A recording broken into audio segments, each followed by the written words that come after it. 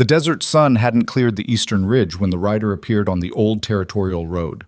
Most folks in Dust Hollow were still pulling on boots or stoking cook fires when word spread through the settlement like wildfire. Stranger coming in, armed, moving slow. By the time he reached the town's dusty main street, a dozen pairs of eyes tracked him from windows and doorways. The man wore black trail clothes, faded gray at the shoulders, a wide-brimmed hat pulled low, and across his saddle lay a rifle that made former Army scout Elias Crow stop dead in his tracks outside the general store. "Sweet mercy," Elias whispered. The rifle was a Sharps .50-70, government issue, with custom sighting modifications that Elias had only seen twice in his life, both times in the hands of men who'd made impossible shots during the frontier wars.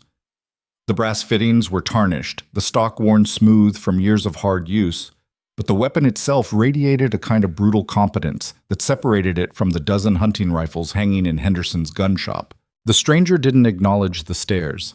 He dismounted outside the Dead Mule Saloon with movements that suggested every joint ached, tied off his horse, and walked inside without a word. Elias followed. Inside, the saloon was nearly empty except for Dutch Henderson polishing glasses behind the bar and two ranch hands nursing hangovers in the corner. The stranger stood at the bar, hat still on, and placed a silver dollar on the scarred wood. "Water," he said. His voice was quiet, almost hoarse, like he hadn't spoken in days. Dutch filled a glass without comment and slid it over. The stranger drank it in one long pull, then set down the glass and finally looked up. His face was weathered, maybe 40 years old, maybe 50. The kind of face the desert carved hard and deep. His eyes were gray, and they had the particular emptiness that Elias recognized from men who'd seen too much killing and hadn't figured out how to forget it yet. "You're Elias Crow," the stranger said. Not a question. Elias stopped halfway through the door. "That's right. You scouted for the 3rd Cavalry, Battle of Red Valley." "I did." Elias moved closer, studying the man's face. Something about the set of his jaw, the way he held himself. "Do I know you?" "No." The stranger turned back to his glass. "But I know you. You were there when they said Captain Reynolds took those shots that saved the regiment. 700 yards, targets moving through canyon smoke." Elias felt his pulse quicken. Red Valley was 12 years gone, but he still remembered those shots. Reynolds had been a competent officer, but no marksman.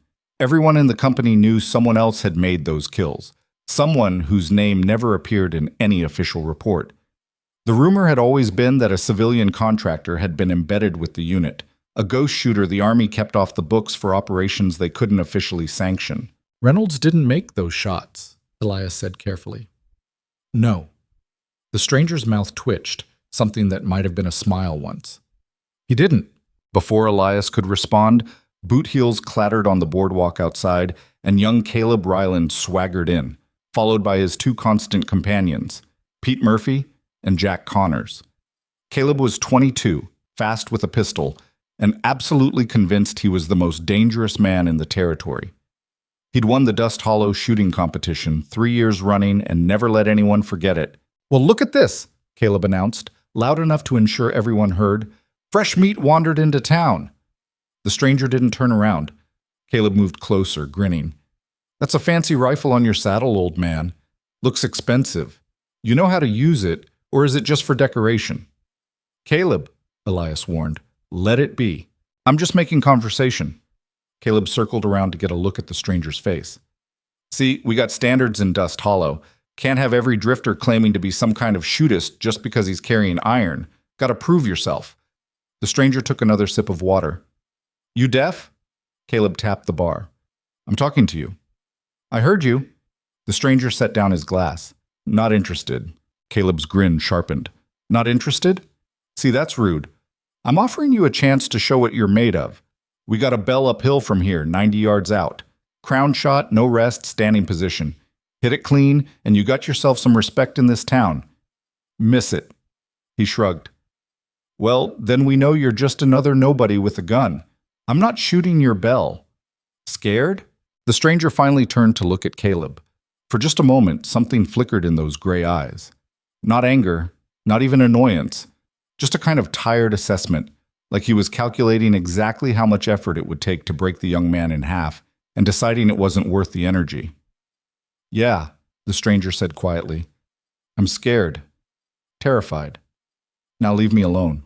Caleb's face flushed red. Pete and Jack shifted behind him, hands drifting toward their belts. Dutch stopped polishing glasses. The whole saloon went still. "You calling me a liar?" Caleb's voice had gone flat. "I'm calling you loud." The stranger turned back to his drink. "There's a difference." Elias saw Caleb's hand twitch toward his pistol and moved without thinking, stepping between them. "That's enough. Caleb, go sleep it off. And you—" He looked at the stranger. "Come with me." The stranger hesitated, then nodded. He left another silver dollar on the bar and followed Elias out into the brightening morning. They walked in silence until they reached the edge of town, where the desert stretched out toward the mountains. The wind was already picking up, carrying dust and the smell of sage. "You shouldn't have done that," Elias said. "Caleb's got a mean streak and friends who'll back him." "I know." "Then why provoke him?" The stranger was quiet for a long moment. "I didn't come here for trouble. Just need to sell the rifle and move on." "That's Sharp's?" "Yeah." Elias studied him. "That's a specialized weapon. Not many men can handle one. Even fewer can modify the sights like that and make it work." "It works." "I believe you." Elias crossed his arms. "Red Valley. That was you, wasn't it? You're the ghost shooter." The stranger looked out at the horizon. "That was a long time ago." "You got a name?" "Had one once." He adjusted his hat. "These days I'm just passing through." "Fair enough." Elias nodded toward the north side of town. "There's a boarding house run by Widow Henderson, Dutch's mother. She'll rent you a room cheap and won't ask questions. As for selling that rifle, I might know a collector over in Silver Creek who'd pay fair price. Take a few days to arrange." "I'll wait." They started walking back toward town when a woman's voice called out from behind them. "Elias, is it true?" Lucy Bennett came running up the street, her long dark hair tied back, wearing men's work pants and a sun-faded shirt. She was 18, daughter of the Bennett ranch family, and had a reputation for being just as stubborn as her father. "Is what true?" Elias asked. "That some stranger challenged Caleb to shoot the truth bell." Her eyes were bright with excitement. "Other way around," Elias muttered, "and there's no challenge happening." Lucy looked at the stranger, taking in the rifle, the trail-worn clothes, the careful way he held himself. "You a shootist?" "No." "But you can shoot?" "Used to." "The bell's been up there 8 years," Lucy said. 90 yards uphill, crosswinds that change direction every 30 seconds. Caleb's tried it 50 times. Best he ever did was clip the rim. Nobody's rung it clean since they hung it. "Good for them," the stranger said. $5 says you can't do it either." The stranger looked at her. "I'm not interested in your money." "What about proving Caleb wrong? He's been strutting around this town like he's the second coming of Wild Bill. Someone needs to knock him down a peg." "Find someone else." Lucy stepped closer. "I'll make it interesting. $10. And if you ring it, I'll personally tell everyone in town that Caleb Ryland's been beaten by a man whose name he doesn't even know." Despite himself, the stranger almost smiled. "You got a mean streak too, girl." Lucy Bennett. "And yeah, I do." She extended her hand. "So we got a bet?" The stranger looked at her hand for a moment, then at Elias, who just shrugged. Finally, he shook it. "One shot," he said. "Then I disappear." "Deal." Word spread faster than cholera. By the time they reached the shooting range on the north edge of town, half of Dust Hollow had gathered to watch. The truth bell hung from a wooden frame 90 yards uphill, a tarnished bronze bell the size of a man's head with a brass crown piece welded to the top. The trick wasn't just hitting it. Any decent rifle could put lead on target at that distance. The trick was hitting the crown dead center so the bell rang pure instead of thudding dull. The crosswinds made it nearly impossible. They swept down from the ridge in unpredictable gusts, strong enough to push a bullet 6 inches off course. Shooters had to time their shots between the gusts, but the gusts never came in patterns. Some days the wind blew steady, other days it swirled like it couldn't make up its mind. Today, it was swirling.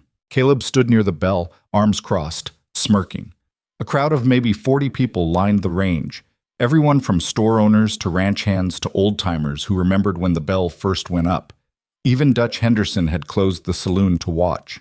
The stranger walked to the firing line and set down his rifle case. He opened it slowly, revealing the sharps in 3 sections: barrel, stock, and action. His hands moved with practiced efficiency, assembling the weapon like he'd done it 1,000 times in the dark. "That's a relic," someone muttered.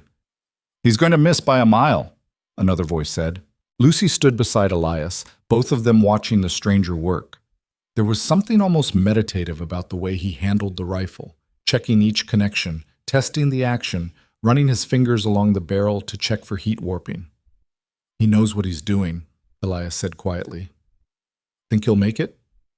"I think we're about to find out something important about him either way." The stranger finished assembling the rifle and reached into his coat, pulling out a single brass cartridge. The crowd went quiet. 1 shot. That was all he'd agreed to. He loaded the round and stood at the line, rifle held loosely in one hand. The wind gusted hard from the left, kicking up dust. He didn't raise the weapon. "Any day now," Caleb called out. The stranger ignored him. He was looking at the bell, but not the way most shooters did, not squinting, not calculating windage or elevation. He was just looking, like he was listening to something nobody else could hear. The wind shifted, coming from the right now. Still, he didn't move. "He's stalling," Pete Murphy said. "Shut up," Lucy snapped. Another gust, stronger this time, almost straight downhill.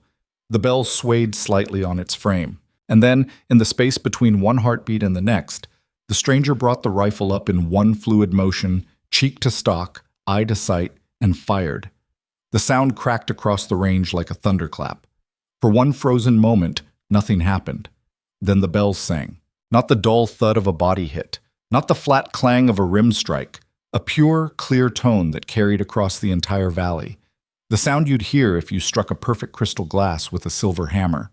The brass crown had been hit dead center, and the whole bell vibrated with the impact, singing and singing until the sound seemed to come from everywhere at once.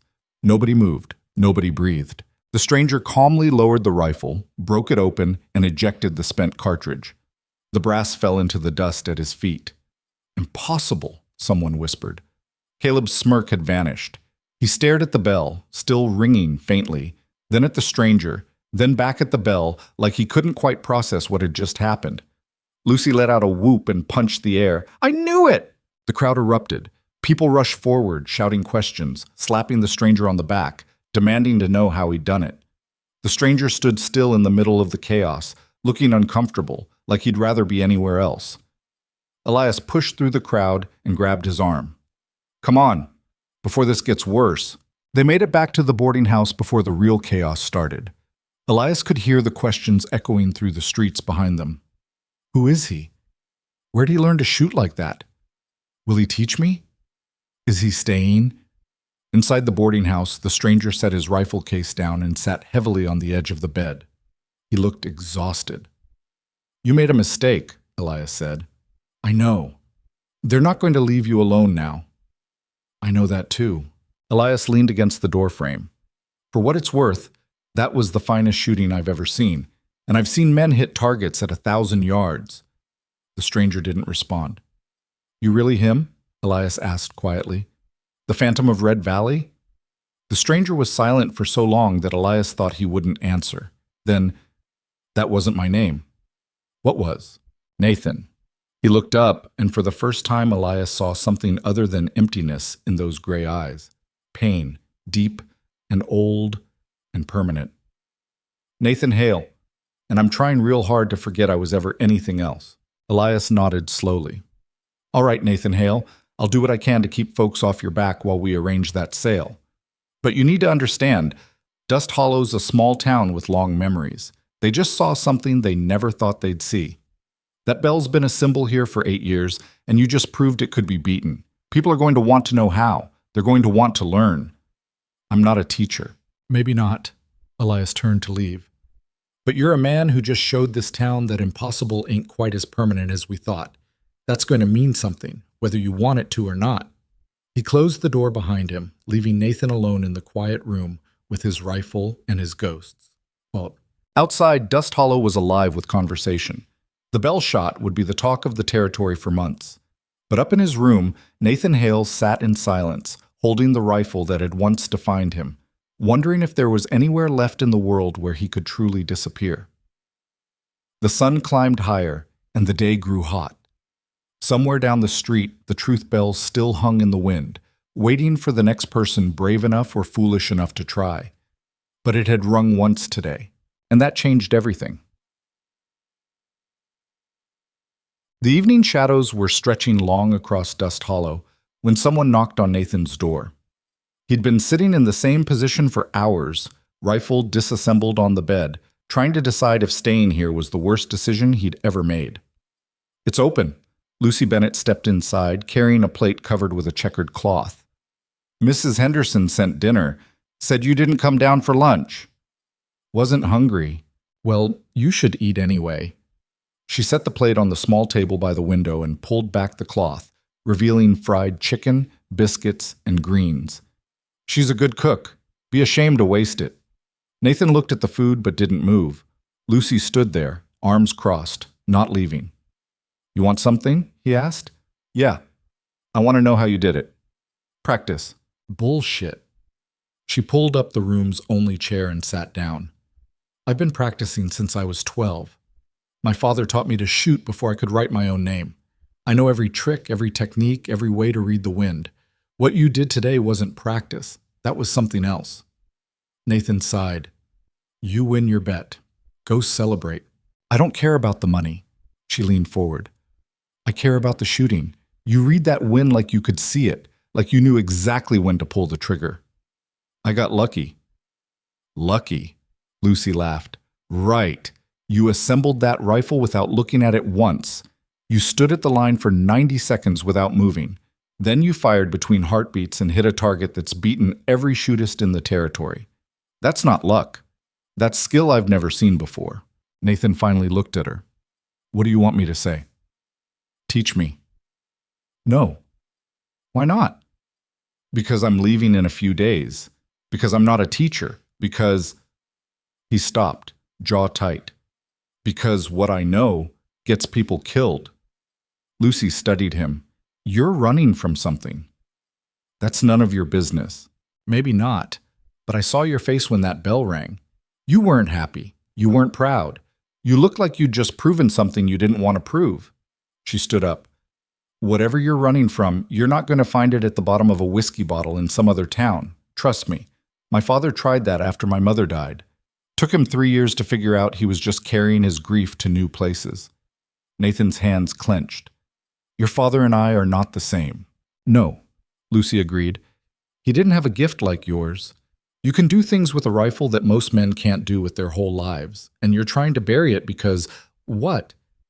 Because using it reminds you of something painful? You don't know anything about me." "Then tell me." She moved toward the door but paused with her hand on the knob. "Or don't, but at least eat the damn chicken. Mrs. Henderson will have my hide if I bring back a full plate." She left, closing the door quietly behind her. Nathan sat in the darkening room, looking at the food, then at the rifle parts on his bed. His hands were shaking slightly. He clasped them together until they stilled. The rifle had been Sarah's gift to him, back when they'd first married.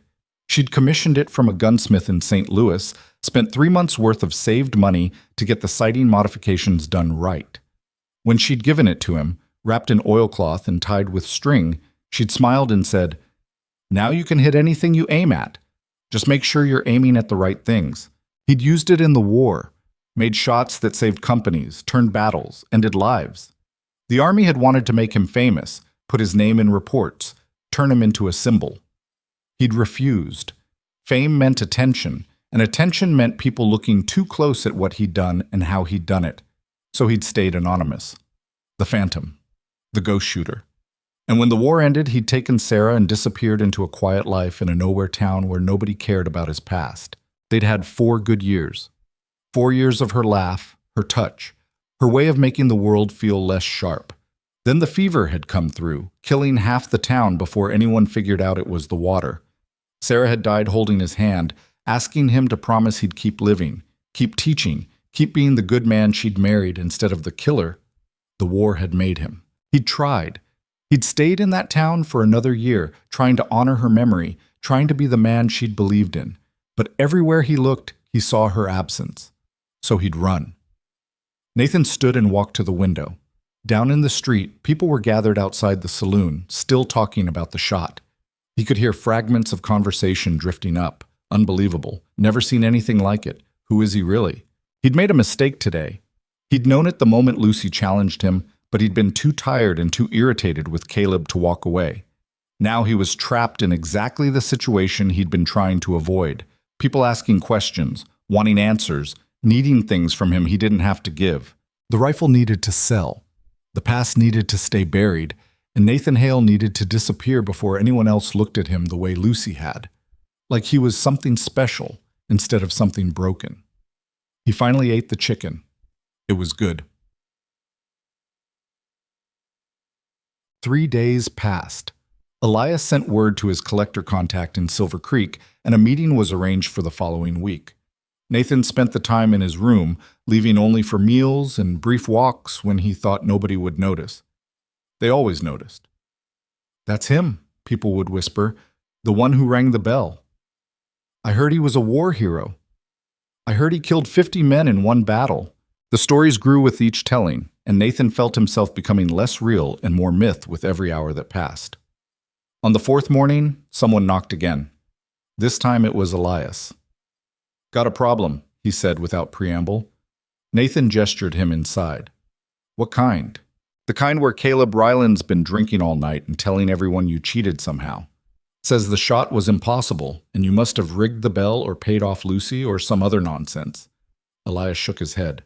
"Most folks aren't listening, but he's got a few believers, enough to cause trouble." "Let them believe what they want." "Can't do that. Caleb's challenged you to a proper competition. Public shooting match, 3 days from now, multiple targets at various ranges. Winner takes $50 and bragging rights." Nathan laughed bitterly. "I'm not interested in his bragging rights." "I know, but he's been loud about it, and if you refuse, he's going to claim you were afraid to face him straight up.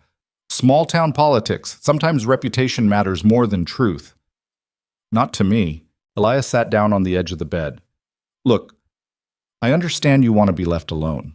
I respect that. But you've stirred something up here, and ignoring it won't make it go away. Caleb's young and stupid, but he's also connected. His uncle owns the bank, his cousin runs the freight company. If he decides to make your life difficult, he can." Nathan stared at the ceiling. "Why does everyone in this town want something from me?" "Because you showed us something we'd forgotten. That excellence exists. That impossible things can happen if someone's skilled enough and brave enough to try." Elias stood. "You don't have to like it, but you're here for at least a few more days. Might as well set the record straight." After Elias left, Nathan sat in silence for a long time. Then he began cleaning his rifle. The shooting competition drew even more people than the bell shot had. Wagons rolled in from neighboring ranches. Merchants set up stands selling food and drink. Someone even organized betting pools, with odds heavily favoring Nathan, despite nobody knowing anything about him beyond that one perfect shot. Caleb stood near the range entrance, surrounded by his friends, looking confident. He'd spent the last 3 days practicing, and word was he'd been shooting better than ever. Whatever wounded pride had driven him into this challenge, it had sharpened his skills. Nathan arrived last carrying his rifle case. The crowd parted for him, everyone wanting to get a closer look at the mysterious stranger who'd become the talk of the territory. The competition rules were simple: 5 targets at 5 different ranges and conditions. Closest overall combined accuracy won. The ranges started at 50 yards and went out to 300. The final target would be the truth bell itself, a chance for Caleb to redeem himself or for Nathan to prove the first shot wasn't luck. Old Tom Fletcher, who'd founded the range 20 years ago, served as judge. He was 70-something, deaf in one ear, and absolutely incorruptible. Nobody argued with Tom's calls. "Gentlemen," Tom announced. "First target, 50 yards, stationary, no time limit. Caleb Ryland shoots first." Caleb stepped up, raised his Winchester, and took his time. The shot cracked out, and Tom checked the target through a spyglass. "Center mass, good shot." The crowd applauded. Caleb grinned and stepped back. Nathan assembled his rifle, loaded, and fired in one smooth motion. He didn't use the spyglass, didn't check his sights, just mounted, aimed, and squeezed. Tom checked. Dead center, half-inch right of Caleb's shot. The second target was at 100 yards with a 15-second time limit. Caleb managed it, but his shot was 2 inches left of center. Nathan put his round through the exact center of the bullseye. By the third target, 150 yards, obscured partially by brush, the crowd had gone quiet. Caleb's shots were good, better than most men could manage, but Nathan's were perfect. Every single round landed where it was supposed to land, and he fired so fast it was like he could see through the obstacles. The fourth target broke Caleb's composure. 200 yards, moving target, a metal plate on a sliding rail that took 6 seconds to cross the target zone. Caleb fired 3 times and missed twice, finally clipping the plate on his last shot. Nathan fired once. The plate rang like a church bell, dead center, and fell off the rail. Caleb's face had gone red. His hands shook as he reloaded for the final round. Last target, Tom announced. The truth bell. You know the rules. Caleb stepped to the line. The wind was blowing hard today, gusting unpredictably. He stood there for almost 2 minutes, trying to time it right. When he finally fired, the shot went wide, hitting the wooden frame 6 inches below the bell. Silence. Caleb lowered his rifle, shoulders slumped. He'd lost before Nathan even took his shot, but Nathan stepped up anyway. He didn't assemble his rifle slowly this time, didn't wait for the perfect wind. He just loaded, raised the weapon, and in the space between one heartbeat and the next, fired. The truth bell sang out pure and clear across the valley. The crowd exploded in cheers. People rushed forward, shouting, celebrating. Caleb stood alone at the firing line, staring at nothing, his humiliation complete. Nathan felt sick. He'd done exactly what he'd promised himself he wouldn't do. Turned his skill into spectacle.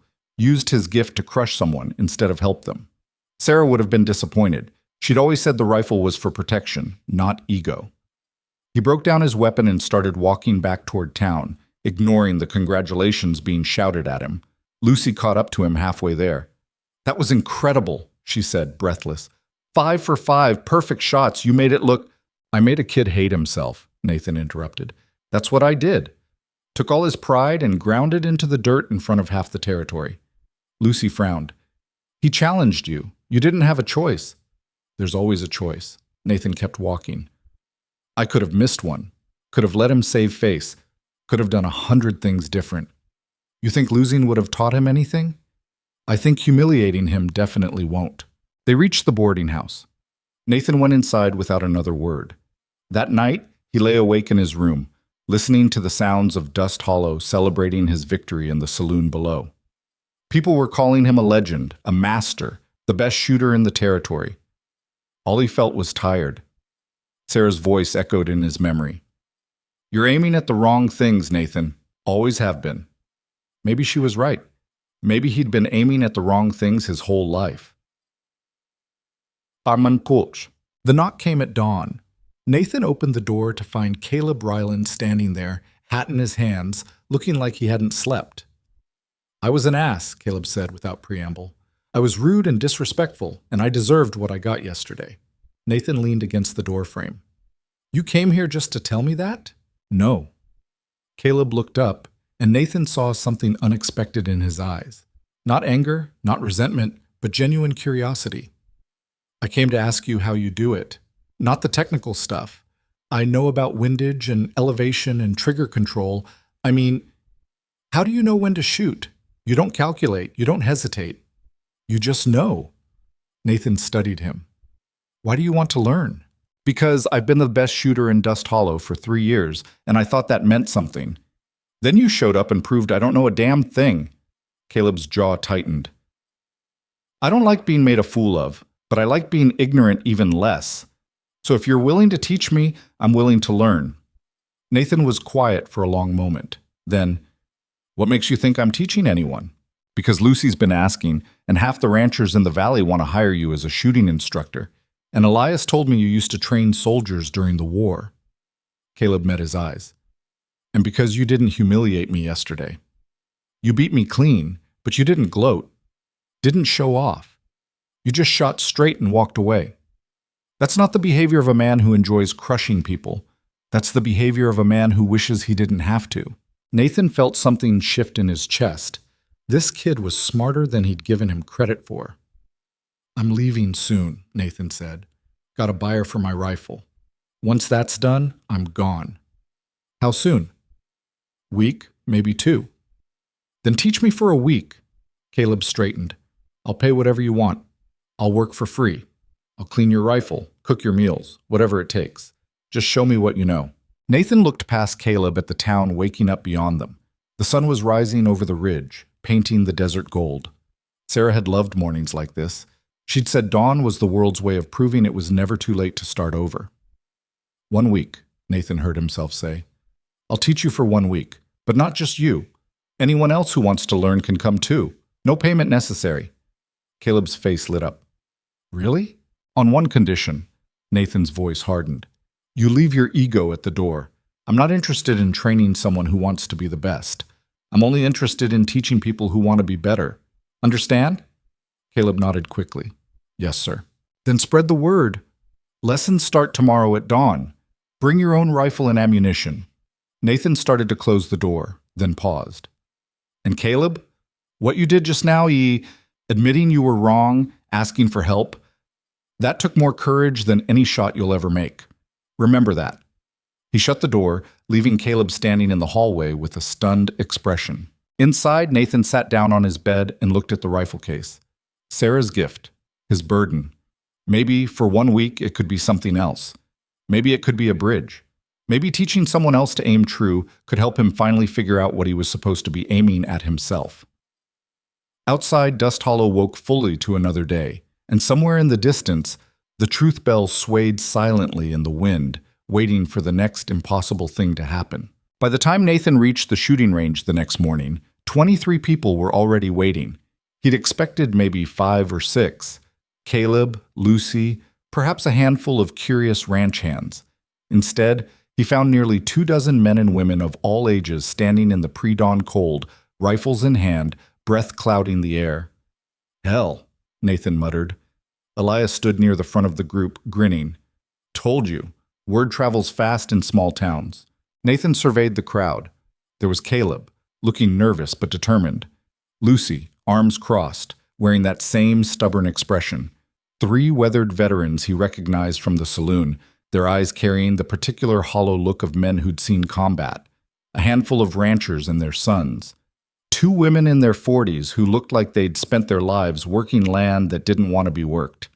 Even old Tom Fletcher had shown up, despite being too deaf to hear half of what Nathan might say. I'm not qualified for this, Nathan said quietly to Elias. You're the most qualified person in 300 miles. They know it, I know it, and somewhere under all that self-pity, you know it too. Elias clapped him on the shoulder. Just teach them what Sarah would have wanted you to teach them. Nathan's jaw tightened at the mention of her name, but he didn't argue. He walked to the front of the group and set down his rifle case. All right, he said, voice rough from lack of use. First things first. This isn't going to be what you expect. I'm not here to make you faster or flashier or more dangerous. If that's what you want, you're wasting your time. Then what are you here for? One of the ranchers asked. To teach you how to hit what you're aiming at. Nothing more, nothing less. Nathan opened his case and pulled out the sharps. Most people think shooting is about the gun. It's not. The gun's just a tool. Shooting is about you. Your breathing, your focus, your ability to read conditions and make decisions under pressure. Get those things right, and the gun becomes an extension of your intent. Get them wrong, and you're just making noise. He assembled the rifle in front of them, deliberately slower than usual so they could see each connection point. This weapon is older than some of you. It's been modified, maintained, and used hard for over a decade. But it shoots true because I know every inch of it. I know how the action feels when it's about to jam. I know how the barrel heats after 5 rounds and pulls shots left. I know that the rear sight drifts if I don't check it every morning. Nathan finished assembling and held up the rifle. Your first lesson isn't about shooting. It's about knowing your weapon like you know your own hands. Because in a crisis, you won't have time to think. You'll have to trust that everything works the way it should. That's it? Caleb sounded disappointed. We're just learning about our guns? No. We're learning about ourselves through our guns. Nathan set the sharps down. Everyone, disassemble your weapons completely. I want to see every piece laid out. Then you're going to put them back together while I watch. Anyone who can't do it blindfolded by the end of the week isn't ready to fire a single round. Grumbling, but obedient, the group began breaking down their rifles. Nathan walked among them, watching hands fumble with mechanisms, noting who handled their weapons with respect versus who treated them like tools they'd rather not touch. Lucy worked with quiet efficiency, her Winchester coming apart in smooth, practiced motions. She'd done this before, probably hundreds of times.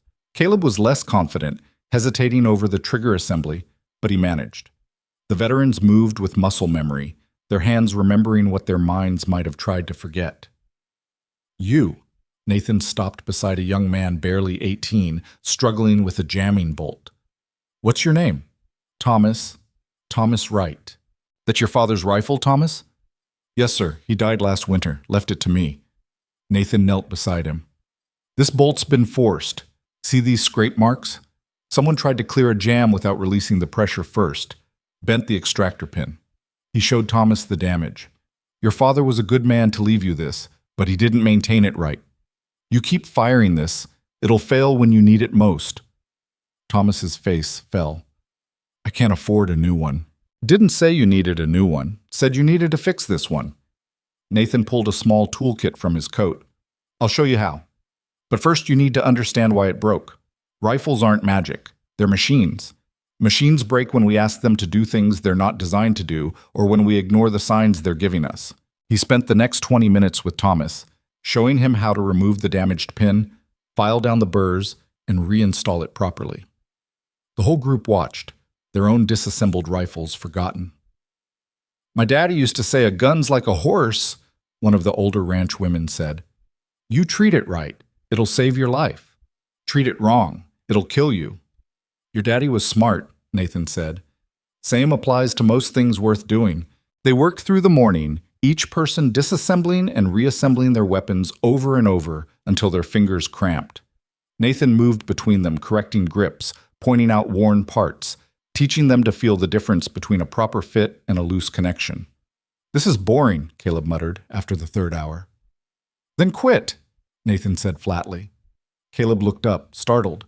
"I'm serious. If you think this is boring, you're not ready to learn what comes next. Because shooting, real shooting, not the showboating you've been doing at competitions, is 90% preparation and 10% execution. You want excitement? Go play cards. You want skill? Shut up and keep working." Caleb's face reddened, but he bent back over his Winchester without another word. By noon, Nathan called a break. People scattered to eat lunches they'd brought or headed back into town. Only Lucy remained, sitting on a wooden bench, still working her action. "You didn't need this lesson," Nathan observed. "No, but I figured if I left, half these folks would follow. Strength in numbers." She looked up. "You're good at this?" "Teaching, I mean." "I'm adequate." "You're better than adequate. You explained in 10 minutes what my father spent years yelling at me about." Lucy set down her rifle. "That thing you said about knowing your weapon like your own hands? Where'd you learn that?" Nathan was quiet for a moment. "From someone who's gone now. Someone who understood that shooting isn't about killing. It's about precision, control, making sure when you pull that trigger, you hit exactly what you mean to hit and nothing else." "Your wife?" He looked at her sharply. "How did you—" "Elias told me. Not the details, just that you'd lost someone." Lucy met his eyes. "I lost my mother when I was 14. Cholera outbreak swept through 3 years back. I know what it looks like when someone's still carrying their grief around like a weight they can't put down." Nathan's first instinct was to shut down the conversation, to deflect or walk away. But something in Lucy's steady gaze made him hesitate. She wasn't offering pity, just recognition. "She gave me the rifle," he said finally. "Had it commissioned special. Spent money we didn't have because she believed I could use it to do good things, protect people, make things better." He looked down at his hands. "Then she died, and I realized all that skill was worthless. Couldn't protect the one person who actually mattered. So you're running. I'm trying to find somewhere the rifle doesn't remind me of failing her." Lucy was quiet for a long moment. Then, "My mother used to make these elaborate meals every Sunday. Spent all day cooking, made enough to feed half the town. After she died, my father couldn't stand being in the kitchen. Reminded him too much of her. He stopped cooking entirely, started eating at the saloon every night. let the kitchen fall apart. She stood and picked up her Winchester. Took me 2 years to convince him that Mom didn't want us to abandon the things she loved just because she couldn't be there to love them with us. She wanted us to keep cooking, keep gathering, keep making those Sunday meals, because that was her gift to us. The skill, the tradition, the love behind it. Nathan said nothing. Your wife gave you that rifle because she believed in what you could do with it, running from it, hiding it, trying to sell it, and forget everything it represents. That's not honoring her memory. That's wasting her gift. Lucy started walking back toward town. Think about that while you're teaching us how to aim straight. She left Nathan alone at the range with his disassembled rifle and a truth he'd been avoiding for 2 years. The afternoon session was different. Nathan had them load their weapons, carefully, methodically, checking each cartridge for defects, and then stand at the 50-yard line. No targets yet, just standing. Breathing, Nathan said. That's the foundation of everything. Most people hold their breath when they shoot. That's wrong. Holding creates tension. Tension creates movement. Movement ruins aim. Instead, you're going to learn to shoot in the pause between breaths. He demonstrated, raising his rifle to his shoulder. Breathe in. Breathe out. At the bottom of the exhale, there's a moment, maybe 2 seconds, where your body is perfectly still. That's when you shoot. What if the target's moving? Caleb asked. Then you adjust your timing, but you never hold your breath, and you never force the shot. The trigger breaks when it breaks. You don't pull it. You squeeze until it surprises you. They practiced for an hour without firing a single round. Just breathing, mounting their rifles, finding that still moment, dry firing on empty chambers. Nathan walked among them, watching, correcting. He made them do it 100 times until the motion became automatic. This is actually boring, one of the younger ranch hands complained. Good, Nathan said. Boring means you're not thinking about it anymore. Your body's remembering. That's the goal. Finally, as the sun began dropping toward the western ridge, he let them fire. 1 shot each. 50 yards. Paper target. No time limit. I don't care where you hit. I just want to see your process. They lined up, and one by one, they took their shots. Most hit somewhere on the paper. A few missed entirely. Caleb's shot was the best of the group. 2 inches left of center. Not bad, Nathan said, but you rushed the trigger. I saw your shoulder tense right before the shot. That pushed you left. I thought I had it. You thought. You didn't know. Nathan gestured for Lucy to step up. Show them. Lucy settled into position, breathed twice, and fired. The shot cracked out clean, and when they checked the target, her round had punched through dead center. How? Someone asked. She didn't think, Nathan said. She just shot. There's a difference. Thinking is what you do before you step to the line. Once you're in position, thinking just gets in the way. You have to trust your preparation and let your body execute. They spent the rest of the afternoon shooting, 1 round at a time, until their shoulders ached and their ears rang despite the cotton wadding Nathan had insisted they use. By the time he dismissed them for the day, everyone was exhausted. Tomorrow morning, same time, Nathan said. We'll work on wind reading. When do we get to shoot the fancy targets? Caleb asked. Moving plates, long distance, all that? When you can make this shot, Nathan pointed at the 50-yard paper, 10 times in a row without thinking about it. Until then, we're drilling basics. Groans rose from the group, but nobody argued. They'd all seen what Nathan could do. If he said basics mattered, basics mattered. As the crowd dispersed, Elias approached. That went well. Half of them looked like they've been to church. They looked tired. Same thing in Dust Hollow. Elias grinned. You know you've started something here, right? By tomorrow morning, you'll have 30 people. By next week, probably 50. Word's spreading to the neighboring towns already. Nathan felt a familiar unease settling in his chest. I said 1 week. I know what you said, but look around. These people need this. Not the shooting, the structure, the purpose. You're giving them something to work toward that isn't just surviving day to day. Elias paused. That matters. I'm not staying. I know. You've made that clear. Elias turned to leave, then stopped. But while you're here, you might as well do it right. That's all I'm saying. Alone at the range, Nathan began policing the brass casings scattered across the firing line. The sun was setting, painting the desert in shades of orange and purple. Sarah had loved sunsets. She'd said they proved that endings could be beautiful if you paid attention to them. He thought about Lucy's words, about his father's empty kitchen, about gifts that were wasted when the people who gave them weren't there to see them used. The rifle was Sarah's gift, but maybe it was also her instruction. She'd told him to teach, to pass on what he'd learned, to use his skill to help people instead of hide from them. Maybe staying 1 week wasn't enough. Maybe he owed it to her memory to do more. But the thought of putting down roots, of letting people rely on him again, of opening himself up to more loss when they inevitably left or died or disappeared, that thought made him want to run so far and so fast that even his own shadow couldn't keep up. Nathan picked up the last shell casing and walked back toward town as darkness fell over Dust Hollow. The next morning, 37 people showed up. Nathan stared at the crowd, feeling trapped. This was spiraling out of control.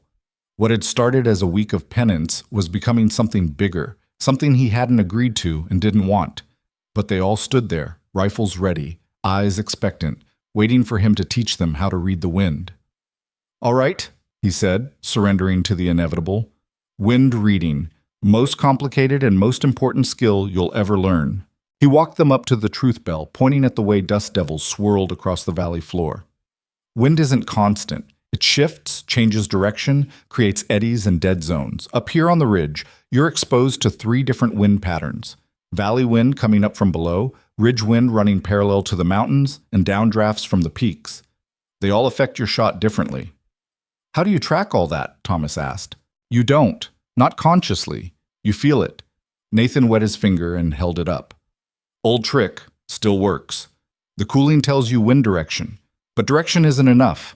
You need speed, and for that you watch the grass, the dust, the way the bell sways." He spent 2 hours teaching them to read natural indicators, how grass bends in light wind versus heavy wind, how dust behaves differently at ground level versus higher up, how sounds carry differently depending on air pressure and humidity. "This is like learning a whole new language," one of the older veterans said. "It is," Nathan agreed. "Wind talks if you know how to listen. Problem is, most people are too busy thinking about the shot to hear what it's saying." They practiced reading conditions without shooting, calling out their assessments to Nathan, who corrected them when they missed signs. It was tedious work, and several people looked bored, but Nathan didn't relent.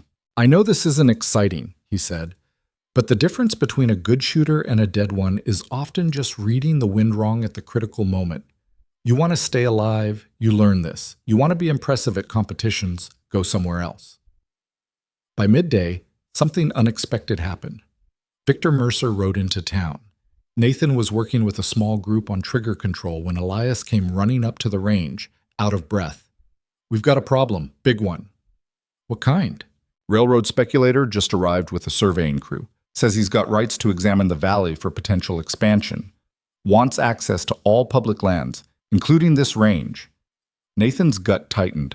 "Railroad? Trans-territorial line. They're scouting routes through the territory, looking for the fastest way to connect Silver Creek to the mining operations up north." Elias lowered his voice. "If they decide this valley is their best route, they can claim eminent domain. Take whatever land they need. The range is public property. They can and they will. I've seen it happen in 3 other towns.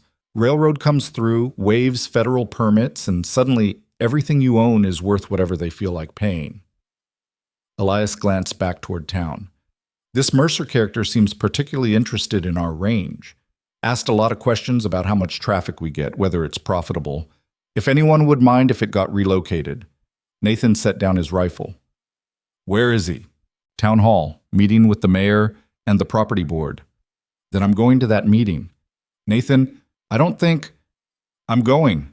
He started down the hill with Elias hurrying to keep pace. Behind them, the class had overheard everything. Lucy caught up first. "We're coming too." "This isn't your fight." "The hell it isn't. That range is where we're learning. You think we're going to let some railroad dandy shut it down?" She looked back at the others. "Right?" A chorus of agreement rose from the group. Even Caleb nodded, his previous animosity toward Nathan apparently forgotten in the face of a common enemy. They arrived at the town hall to find Victor Mercer holding court in the main meeting room.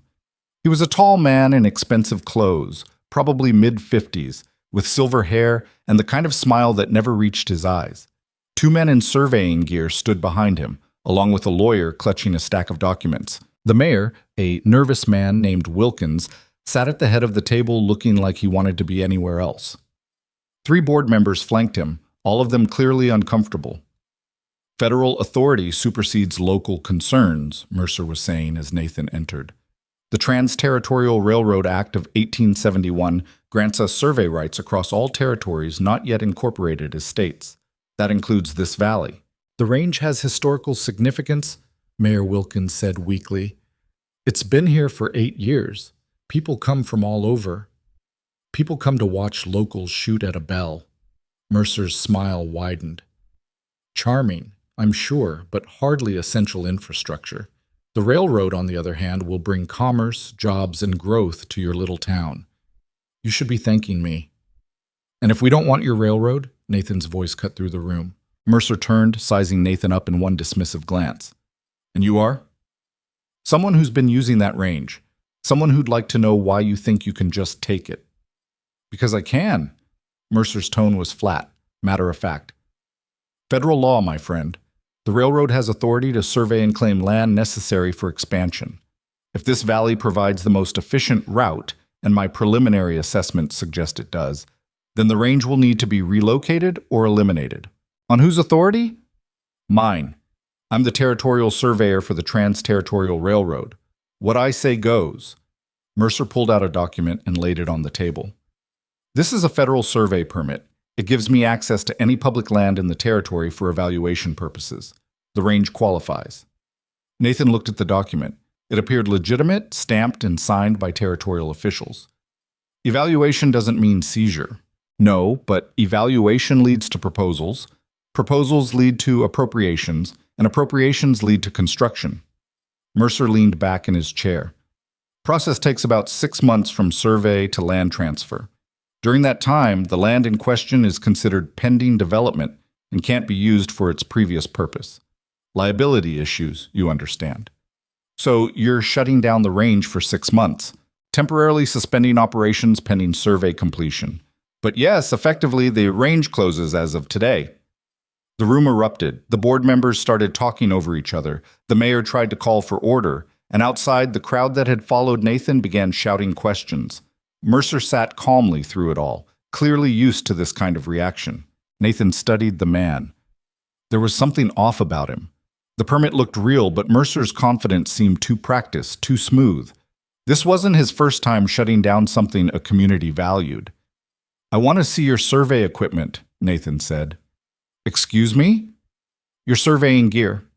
If you're here to do legitimate work, you'll have proper instruments. I want to see them. Mercer's smile thinned. I don't answer to you.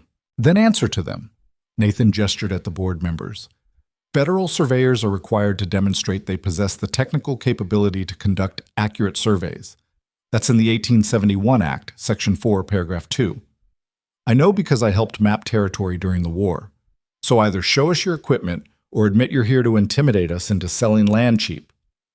A long silence fell over the room.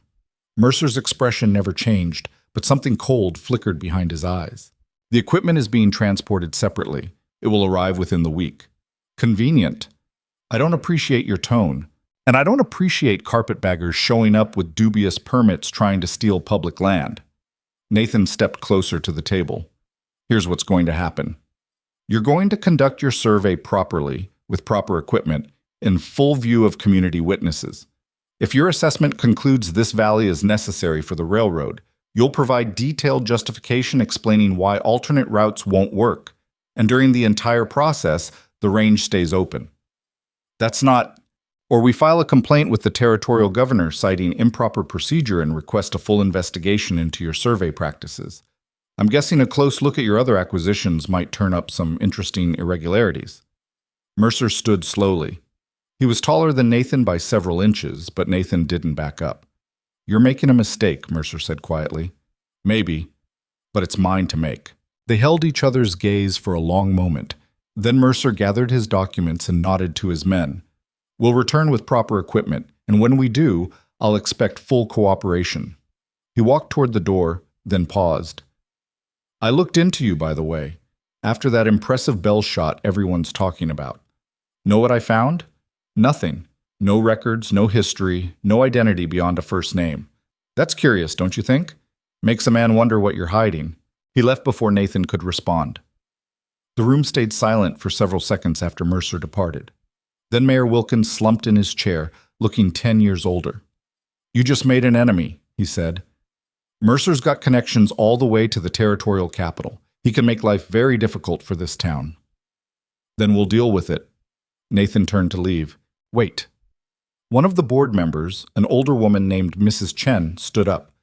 You said you helped map territory during the war. You know surveying? Some. Enough to verify whether Mercer's assessment is legitimate? Nathan hesitated. Probably. Then I'm appointing you as the town's surveying consultant. Official position, small stipend, authority to challenge any findings that don't make technical sense. Mrs. Chen looked at the other board members. All in favor? 3 hands went up immediately. Mayor Wilkins hesitated, then raised his hand as well. Motion passes. Mrs. Chen smiled grimly. Congratulations, Mr. Hale. You're now officially employed by Dust Hollow. Nathan wanted to argue, to explain that he was leaving in a few days and couldn't take on any official responsibilities. But the words stuck in his throat, because the truth was, he'd just made this his fight. He'd challenged Mercer publicly, called him out, made himself a target. Walking away now would leave the town vulnerable. Fine, Nathan said, but I need access to all land deeds and territorial maps for the valley. Done. I'll have everything sent to your room at the boarding house. Mrs. Chen extended her hand. Thank you. I know you didn't ask for this. Nathan shook her hand, feeling the weight of another commitment settling onto shoulders that were already carrying too much. Outside, the crowd that had gathered was buzzing with agitation. Lucy pushed through to Nathan's side. What just happened? I bought us some time. Maybe a week. Maybe less. Nathan looked at the group of students still holding their rifles. Which means we need to accelerate training. If Mercer comes back and shuts down the range, I want you all competent enough to practice anywhere. Understand? They nodded, faces grim. Then let's get back to work. They spent the rest of the day drilling wind reading and breath control until everyone's hands shook from fatigue. Nathan pushed them harder than before, knowing time was running short. If Mercer returned with legitimate equipment and valid claims, there'd be nothing anyone could do to stop the railroad from taking what it wanted.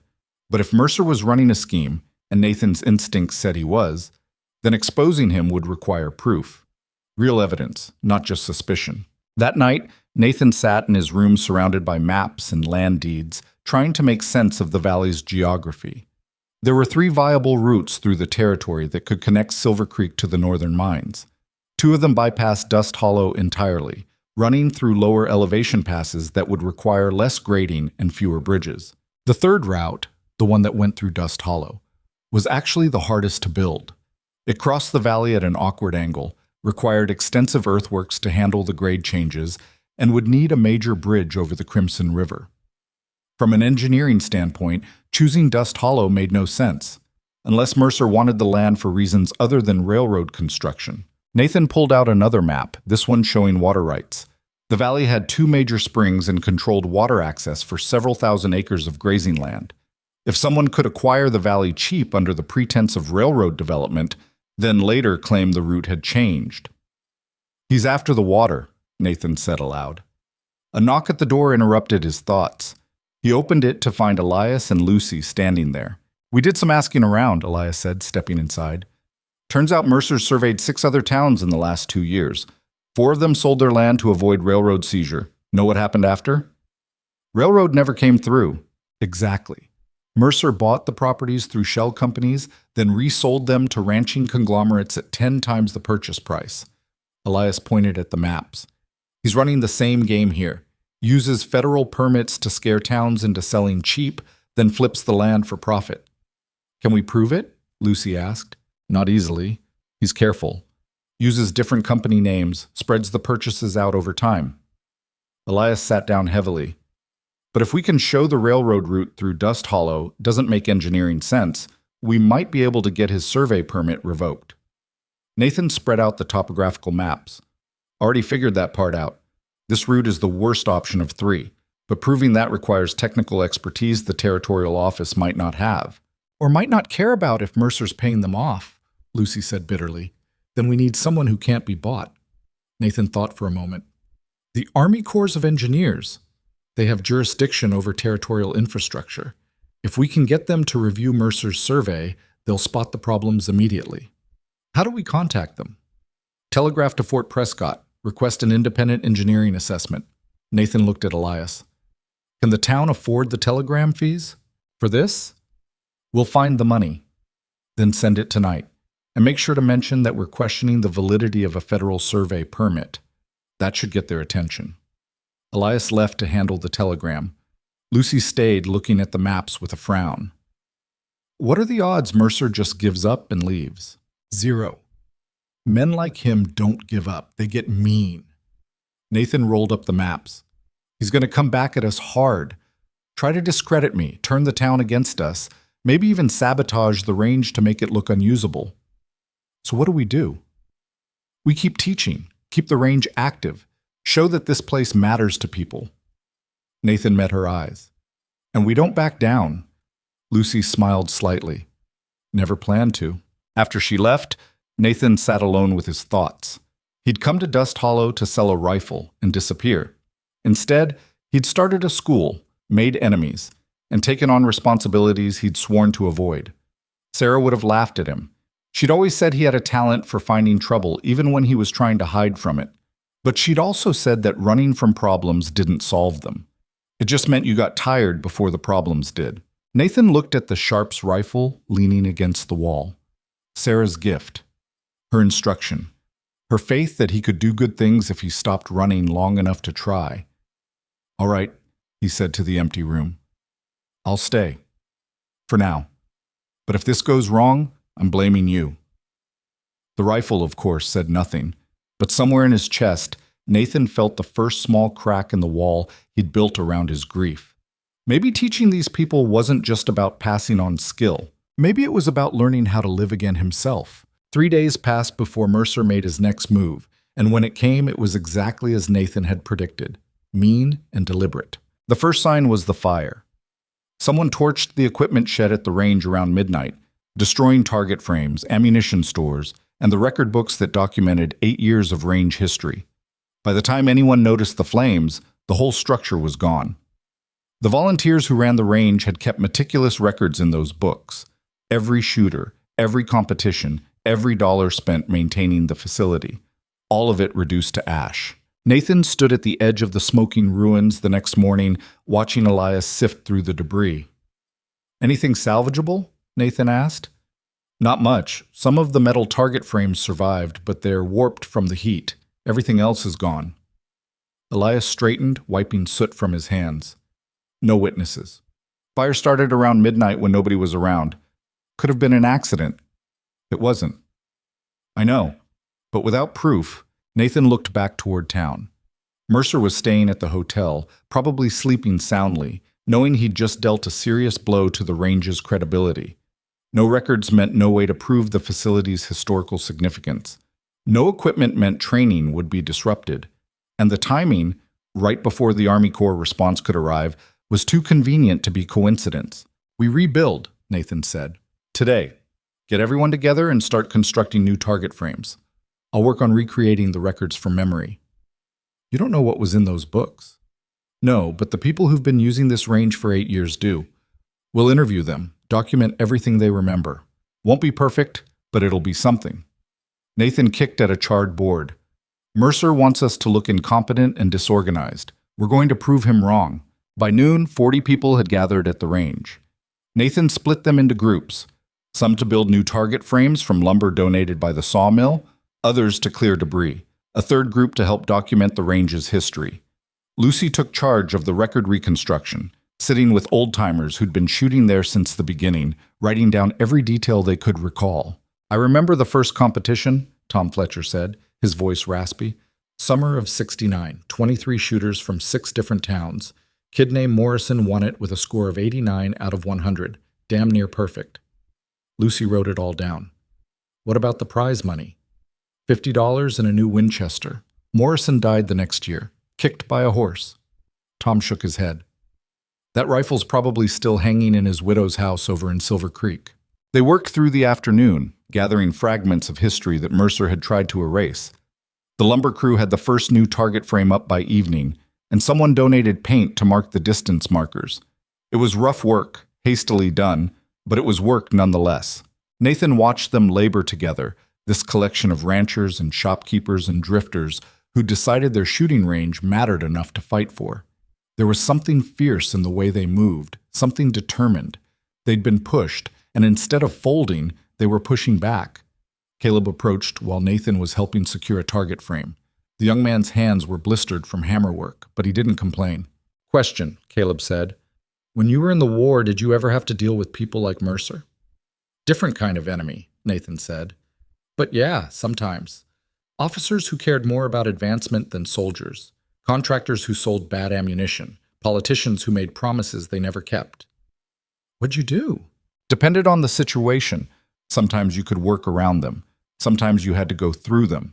And sometimes, Nathan secured the last nail. Sometimes you just had to outlast them. Let them make mistakes while you kept doing the work. That what we're doing now? Outlasting him? That's the plan. Caleb was quiet for a moment. I've been thinking about what you said, about aiming at the right things. I spent 3 years trying to be the best shooter in Dust Hollow because I thought that mattered, made me somebody. He looked at the people working around them. But this matters more, doesn't it? Keeping this place alive. Making sure people have somewhere to learn. Yeah, Nathan said. This matters more. That evening, as the sun set over the rebuilt target frames, Elias came running up with a telegram. Army Corps is sending someone. Captain named Wallace. Should arrive in 4 days. Elias grinned. Also sent a note to Mercer informing him that his survey is under review pending independent verification. How'd Mercer take it? According to the telegraph operator, he crushed the telegram in his fist and walked out without saying a word. Elias's grin widened. So I'd say he took it poorly. Nathan felt a small spark of satisfaction. They'd bought time, but more importantly, they'd put Mercer on the defensive. Now he had to either produce legitimate survey work or risk exposure. What's our move? Lucy asked, joining them. We keep training, keep improving the range. When Captain Wallace arrives, we show him a facility that's clearly valuable to the community. Nathan looked at the group still working in the fading light. And we document everything Mercer does from now on. Every threat, every suspicious incident. Build a case. You think he'll try something else? I'd bet money on it. They didn't have to wait long. The next day, several ranchers who'd been attending training suddenly stopped showing up. When Elias investigated, he found that Mercer had been visiting the outlying properties, offering to buy their land at premium prices, but only if they stopped associating with that troublemaker at the range. 2 ranchers took the deal. 3 others refused but looked scared enough that Nathan knew they were reconsidering. He's trying to isolate us, Elias said. Pick off our supporters one by one. Then we make new supporters. Nathan turned to the remaining group, about 30 people now. We expand training, start offering classes for kids, for women who've never touched a rifle, for anyone who wants to learn. Make this range so valuable to so many people that shutting it down becomes politically impossible. That's a lot of work, Lucy said, and you're one person. Then I'll train assistants. You, Caleb, Tom, anyone who's competent enough to teach basics. Nathan looked at her. You game? Hell yes. They restructured the classes. Nathan took the advanced students, working on long-range shooting and complex wind reading. Lucy handled intermediate shooters, teaching them proper breathing and trigger control. Caleb worked with beginners, covering safety and basic marksmanship. Tom Fletcher, despite his age and hearing loss, proved surprisingly good at teaching maintenance and weapon care. Within 2 days, class sizes had doubled. Parents brought their children.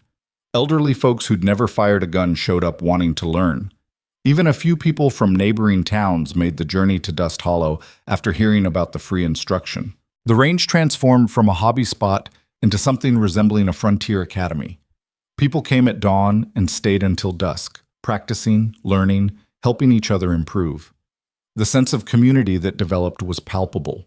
Strangers became friends, rivals became training partners, and everyone understood they were part of something larger than themselves, Mercer noticed. He came to the range one afternoon, flanked by his lawyer and 2 men Nathan didn't recognize. Hired muscle, probably, though they weren't advertising it. Quite the operation you've built, Mercer said, watching the dozens of shooters working through their drills. Impressive how quickly you've rallied people to your cause. It's not my cause, Nathan said. It's theirs. Of course. Mercer's smile was cold. I've been doing some research into you, Mr. Hale. Or should I say Nathan Hale? Interesting name, very patriotic, though I can't seem to find any records of a Nathan Hale who matches your description in any territorial registry. I keep a low profile. Apparently. No land ownership records, no marriage certificates, no military discharge papers. For someone who claims to have served in the war, you've left remarkably little documentary evidence. Mercer stepped closer. Makes me wonder if Nathan Hale is even your real name. Nathan kept his expression neutral, but inside his chest tightened. He'd been using his real name, but he'd never formalized it anywhere after Sarah died. All their property had been in her name. His military service had been as an unofficial contractor. He existed in memories and old stories, but not in the official records that men like Mercer relied on. My name's my business, Nathan said, except when you're accepting an official position as the town's surveying consultant.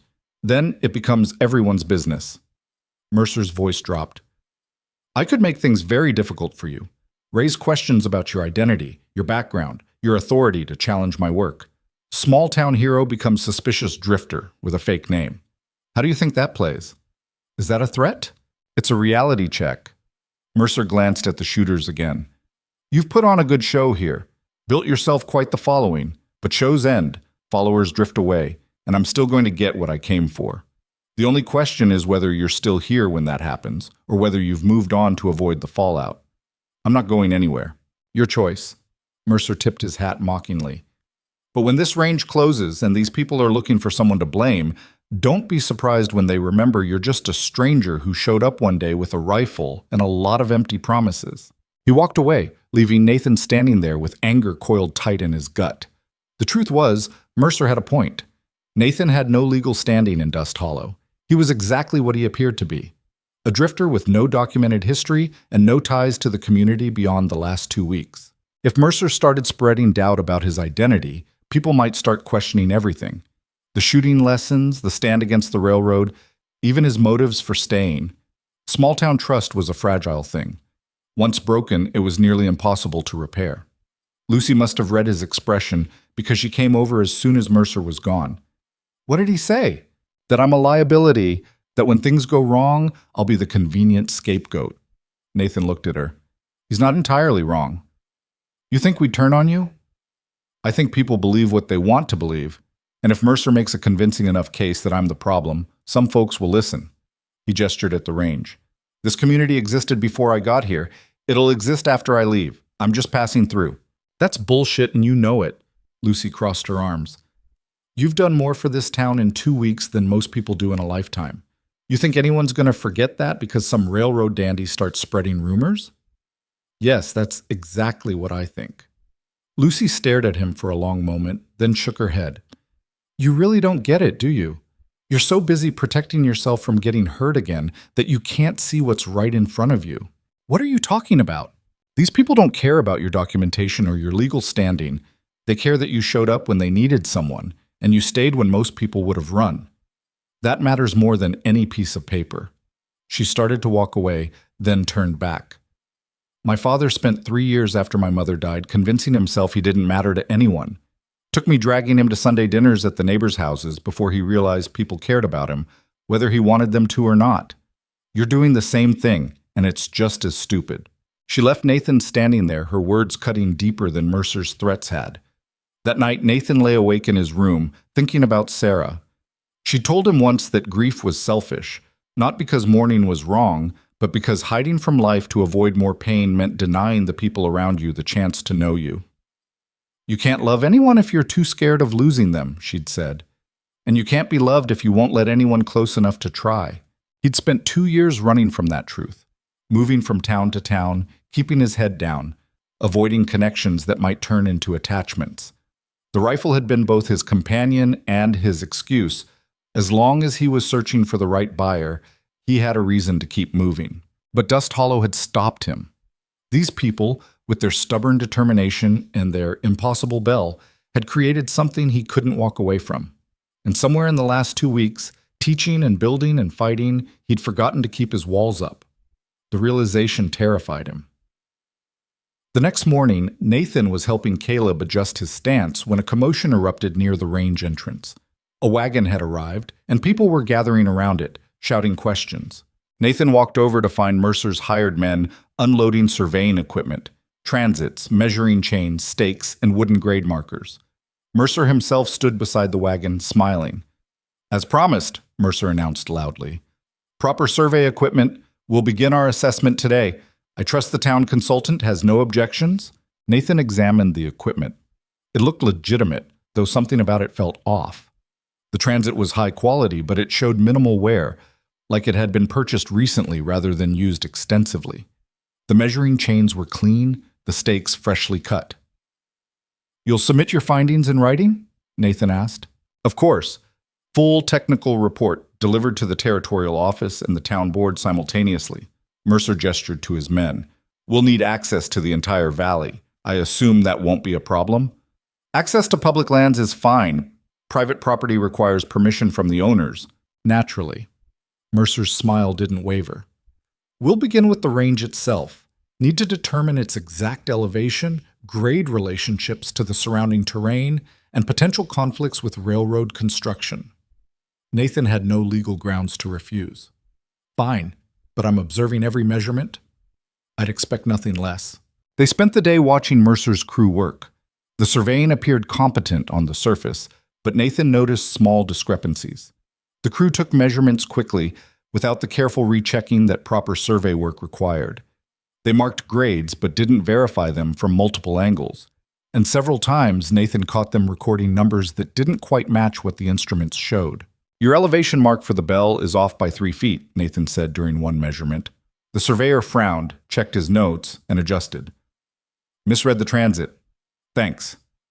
But it kept happening. Small errors, always in directions that would make the Dust Hollow route seem more viable than it actually was. Individually, the mistakes were subtle enough to be dismissed as human error. Collectively, they formed a pattern of deliberate falsification. Nathan documented everything in a notebook, sketching the terrain and recording the measurements himself. By evening, he had enough discrepancies to raise serious questions about Mercer's methodology. "You're very thorough," Mercer observed as his crew packed up for the day. "One might almost think you don't trust us." "One would be right. Professional skepticism. I can respect that." Mercer wiped dust from his coat.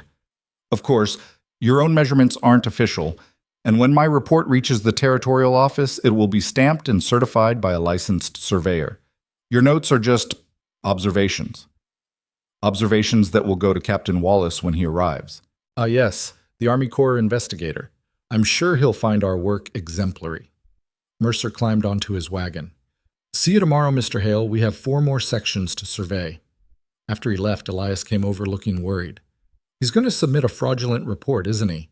"Almost certainly. And unless Wallace can prove the fraud, it'll stand as the official assessment." Nathan closed his notebook. "Which means we need to give Wallace ammunition. Real data, verified measurements, enough technical evidence to justify overturning Mercer's findings." "Can you do that?" "I can try, but I'll need help. People who know this land, who can verify elevations and grades and water flows." Nathan looked around at the students still practicing in the fading light. "We need to conduct our own survey, tonight, before Mercer finishes his." They worked through the night. Nathan trained a dozen volunteers in basic surveying techniques, then sent them out in pairs to measure the terrain. Lucy handled the north section, Caleb took the east, and Tom Fletcher, whose bad hearing didn't affect his ability to read instruments, worked the south ridge with 2 ranch hands. By dawn, they'd mapped the entire valley with far more precision than Mercer's crew had managed. The data confirmed what Nathan had suspected. The Dust Hollow route required nearly twice the earthwork of the alternate passes, crossed unstable soil that would need extensive foundation work, and offered no significant advantages in terms of distance or grade. Building a railroad through Dust Hollow made no engineering sense, unless you wanted the water rights. Nathan compiled everything into a technical report, complete with measurements, terrain sketches, and engineering calculations showing why the alternate routes were superior. It wasn't perfect, He wasn't a licensed surveyor and his volunteer crew had limited experience, but it was thorough enough to raise legitimate questions. He was finishing the last page when someone pounded on his door. Nathan opened it to find Thomas Wright, the young man whose rifle he'd repaired during the first class. "Mr. Hale, you need to see this." Thomas led him down to the range, where a crowd had gathered around the truth bell. Someone had defaced it during the night, painting crude accusations across the bronze surface. Fraud, liar, fake. "There's more," Thomas said quietly, pointing to the target frames. The new frames they'd built after the fire had been vandalized. Someone had carved words into the wood. "Go home, stranger, and not your town, and leave before you get hurt." Nathan felt his stomach drop. This wasn't just Mercer anymore. Someone local had either been paid off or convinced to turn against him. "I know who did it," Caleb said, walking up with his Winchester in hand. "Pete Murphy and Jack Connors. My old friends. They've been talking to Mercer, taking his money to spread stories about you, about how you're using the town, how you're probably not even a real soldier, how you'll disappear as soon as things get hard. Are they still in town? Hiding at Pete's place, probably scared now that people have seen what they did." Caleb's jaw was tight. "I'll drag them out here to apologize if you want." "No." Nathan looked at the vandalized bell, at the words carved in hate and fear. "Violence just proves their point, makes me look like the problem. Then what do we do?" Nathan was quiet for a long moment, staring at the word fraud painted across the bell's surface. Mercer had played this perfectly. The vandalism gave voice to the doubts he'd been planting, made Nathan's legitimacy questionable, and created division within the community. If Nathan stayed and fought, he risked tearing Dust Hollow apart. If he left, Mercer won by default. Sarah's voice echoed in his memory. "Sometimes the right thing looks like the hard thing because you're measuring it wrong." Nathan turned to the crowd that had gathered, more than 50 people now, all looking at him with expressions ranging from anger to confusion to betrayal. "I know what some of you are thinking," Nathan said, his voice carrying across the range. "You're wondering if maybe the rumors are true, if maybe I am just a drifter using your town for my own purposes, if maybe it would be easier if I just left." Several people looked away, uncomfortable. "And you're right to wonder. You don't know me. I showed up 2 weeks ago with a rifle and a lot of skills I couldn't explain. I've got no documentation, no history you can verify, no reason for you to trust me beyond what you've seen with your own eyes." He gestured at the vandalized bell. "So let me be clear. My name is Nathan Hale.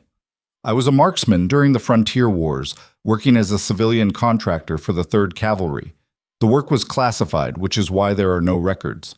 After the war, I married a woman named Sarah who believed I could use my skills to help people instead of kill them. She died 2 years ago, and I've been running ever since because I didn't want to care about anything enough to hurt when it was gone." The crowd was silent now, listening. "I came here to sell this rifle and disappear, but you people wouldn't let me. You asked me to teach. You built something worth fighting for. You made me remember that running from grief just means you're tired when it finally catches up." Nathan's voice roughened. "So yeah, I'm a stranger, and yeah, I might leave when this is over. But right now I'm here, and I'm telling you Victor Mercer is trying to steal your land through fraud and intimidation, and I'm asking you to stand with me long enough to prove it." He let the silence stretch, waiting for someone to speak. Lucy stepped forward first. "I stand with him." Then Caleb. "Me too." Elias, Tom Fletcher, Mrs. Chen, Thomas Wright, the ranch women, the veterans, one by one they moved to stand beside Nathan until more than 40 people had formed a line facing the vandalized bell. Only a handful stayed back, uncertain, still doubting. "Anyone who wants to leave, go," Nathan said. "No judgment, but if you stay, we do this right. No revenge, no violence, we document Mercer's fraud, we present it to Captain Wallace, and we let the law handle it." "And if the law doesn't handle it," someone asked, "then we adapt. But we don't become the bad guys trying to do the right thing. Understand?" Nods all around. "Good. Now let's clean this mess up and get back to work. We've got 2 days until Wallace arrives, and I want this range looking like the most valuable piece of public land in the territory." They spent the morning scrubbing paint off the bell and repairing the damaged target frames. Someone painted over the carved words, and by noon, you could barely tell the vandalism had happened. But Nathan knew the damage went deeper than wood and bronze. Mercer had successfully planted doubt, turned neighbors against each other, and proven that Nathan's presence made him a target others could use against the town. The question wasn't whether Nathan should leave anymore. The question was whether staying would hurt these people more than it helped them. He didn't have an answer yet, but he had 2 days to find one. Captain James Wallace arrived on the afternoon stage 2 days later, exactly when the telegram had promised. He was younger than Nathan expected, maybe 35, with the kind of weathered competence that came from years of field work rather than desk duty. He wore his uniform without decoration, carried his own survey case, and his first question after stepping off the stage wasn't about lodging or food. "Where's the disputed land?" Nathan liked him immediately. They walked to the range while Wallace surveyed the valley with sharp eyes, occasionally stopping to check sight lines or examine the terrain. He didn't talk much, which Nathan appreciated. Some officers felt the need to fill silence with their own importance. Wallace just worked. "This is the shooting range in question?" Wallace asked when they reached the bell. "Yes, sir. Been here 8 years. Community built it, maintains it, uses it for training and competition." Wallace walked the perimeter, occasionally jotting notes. He examined the target frames, the distance markers, the layout of the firing positions. Then he climbed the hill to the truth bell and stood there for several minutes, looking down at the valley. "Interesting location," he said when Nathan joined him. "You can see the whole settlement from here. Good defensive position." "Good. That's why they put it here. After the territorial conflicts, people wanted a place where they could practice shooting and keep watch at the same time." Wallace nodded, then turned to face the bell itself. "This the famous target?" "That's the one. 90 yards in crosswinds, crown shot, only counts." "You're the one who made it, I hear. First try." Nathan hesitated. "Yes, sir." "Impressive." Wallace didn't sound skeptical, just matter of fact. "I'd like to see your survey data. Then Mercer's. Then I'll conduct my own assessment and submit findings to the territorial office." "How long will that take?" 2 days? Maybe 3. Depends on what I find." Wallace looked at Nathan directly. "I've dealt with Mercer before. He surveyed a route through Pine Creek Valley last year. Numbers were good enough to pass initial review, but sloppy enough that I had questions. By the time I got authorization to investigate, the land had already been sold, and Mercer had moved on." "You think he's running the same scheme here?" "I think Mercer goes where the money is, and he's not particularly concerned with whether that money comes from legitimate railroad work or land speculation." Wallace pulled out a pipe and packed it carefully. "But thinking isn't proving. I need evidence. I've got measurements from our counter survey, documented discrepancies in Mercer's elevation marks, grade calculations that don't match the terrain, water flow assessments that ignore the spring patterns." Nathan pulled out his notebook. "It's not professional work, but it's accurate." Wallace took the notebook and flipped through it, his expression unreadable. After several minutes, he looked up. "You've got a good eye for terrain. These calculations are solid."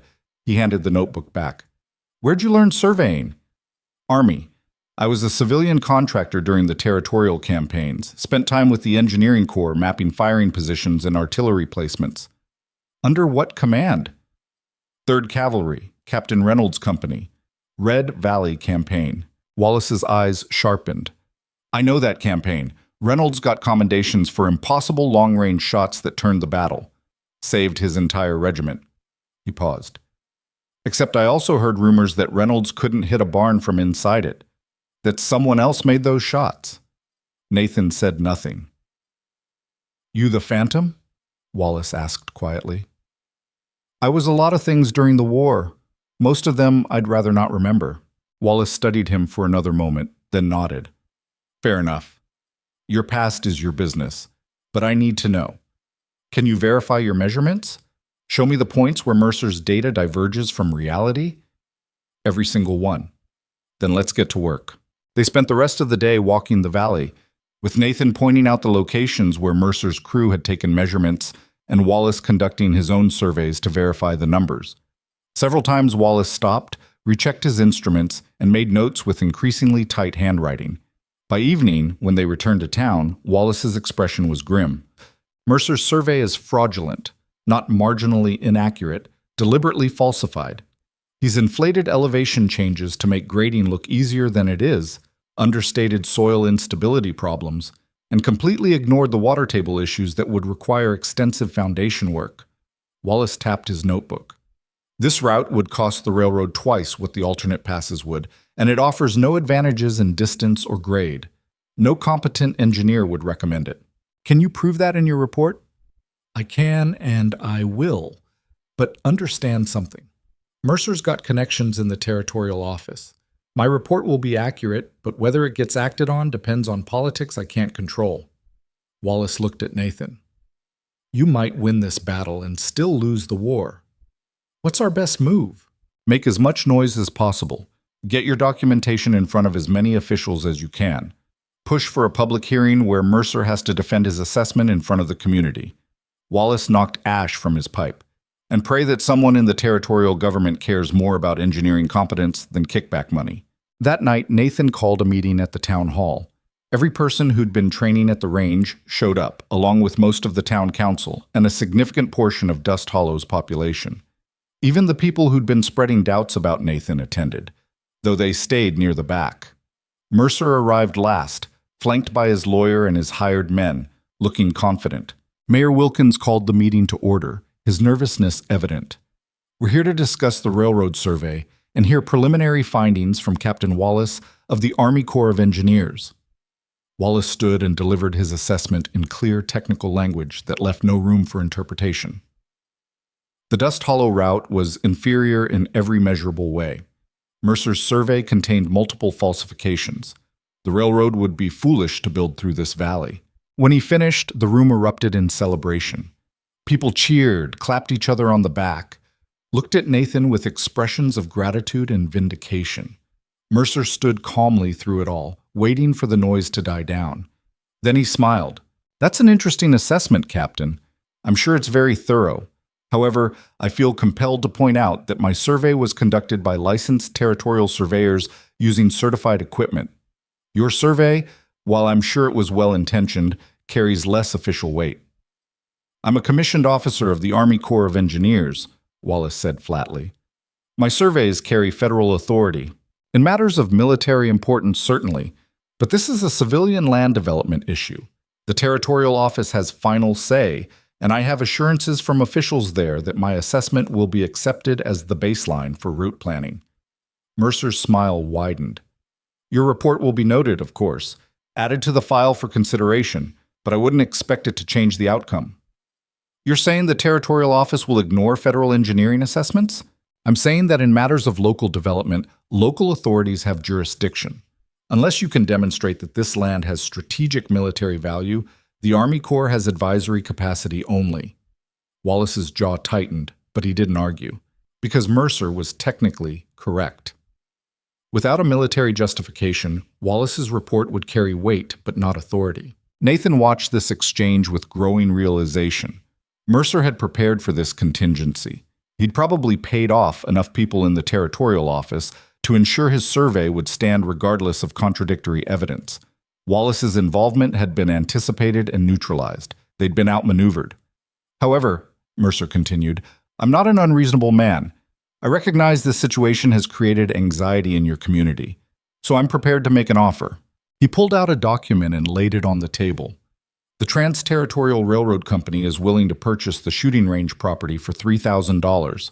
That's well above market value for public land. Additionally, we'll fund construction of a new range facility at a location of the town's choosing, complete with modern equipment and facilities. Murmurs rippled through the crowd. $3,000 was serious money for a town like Dust Hollow.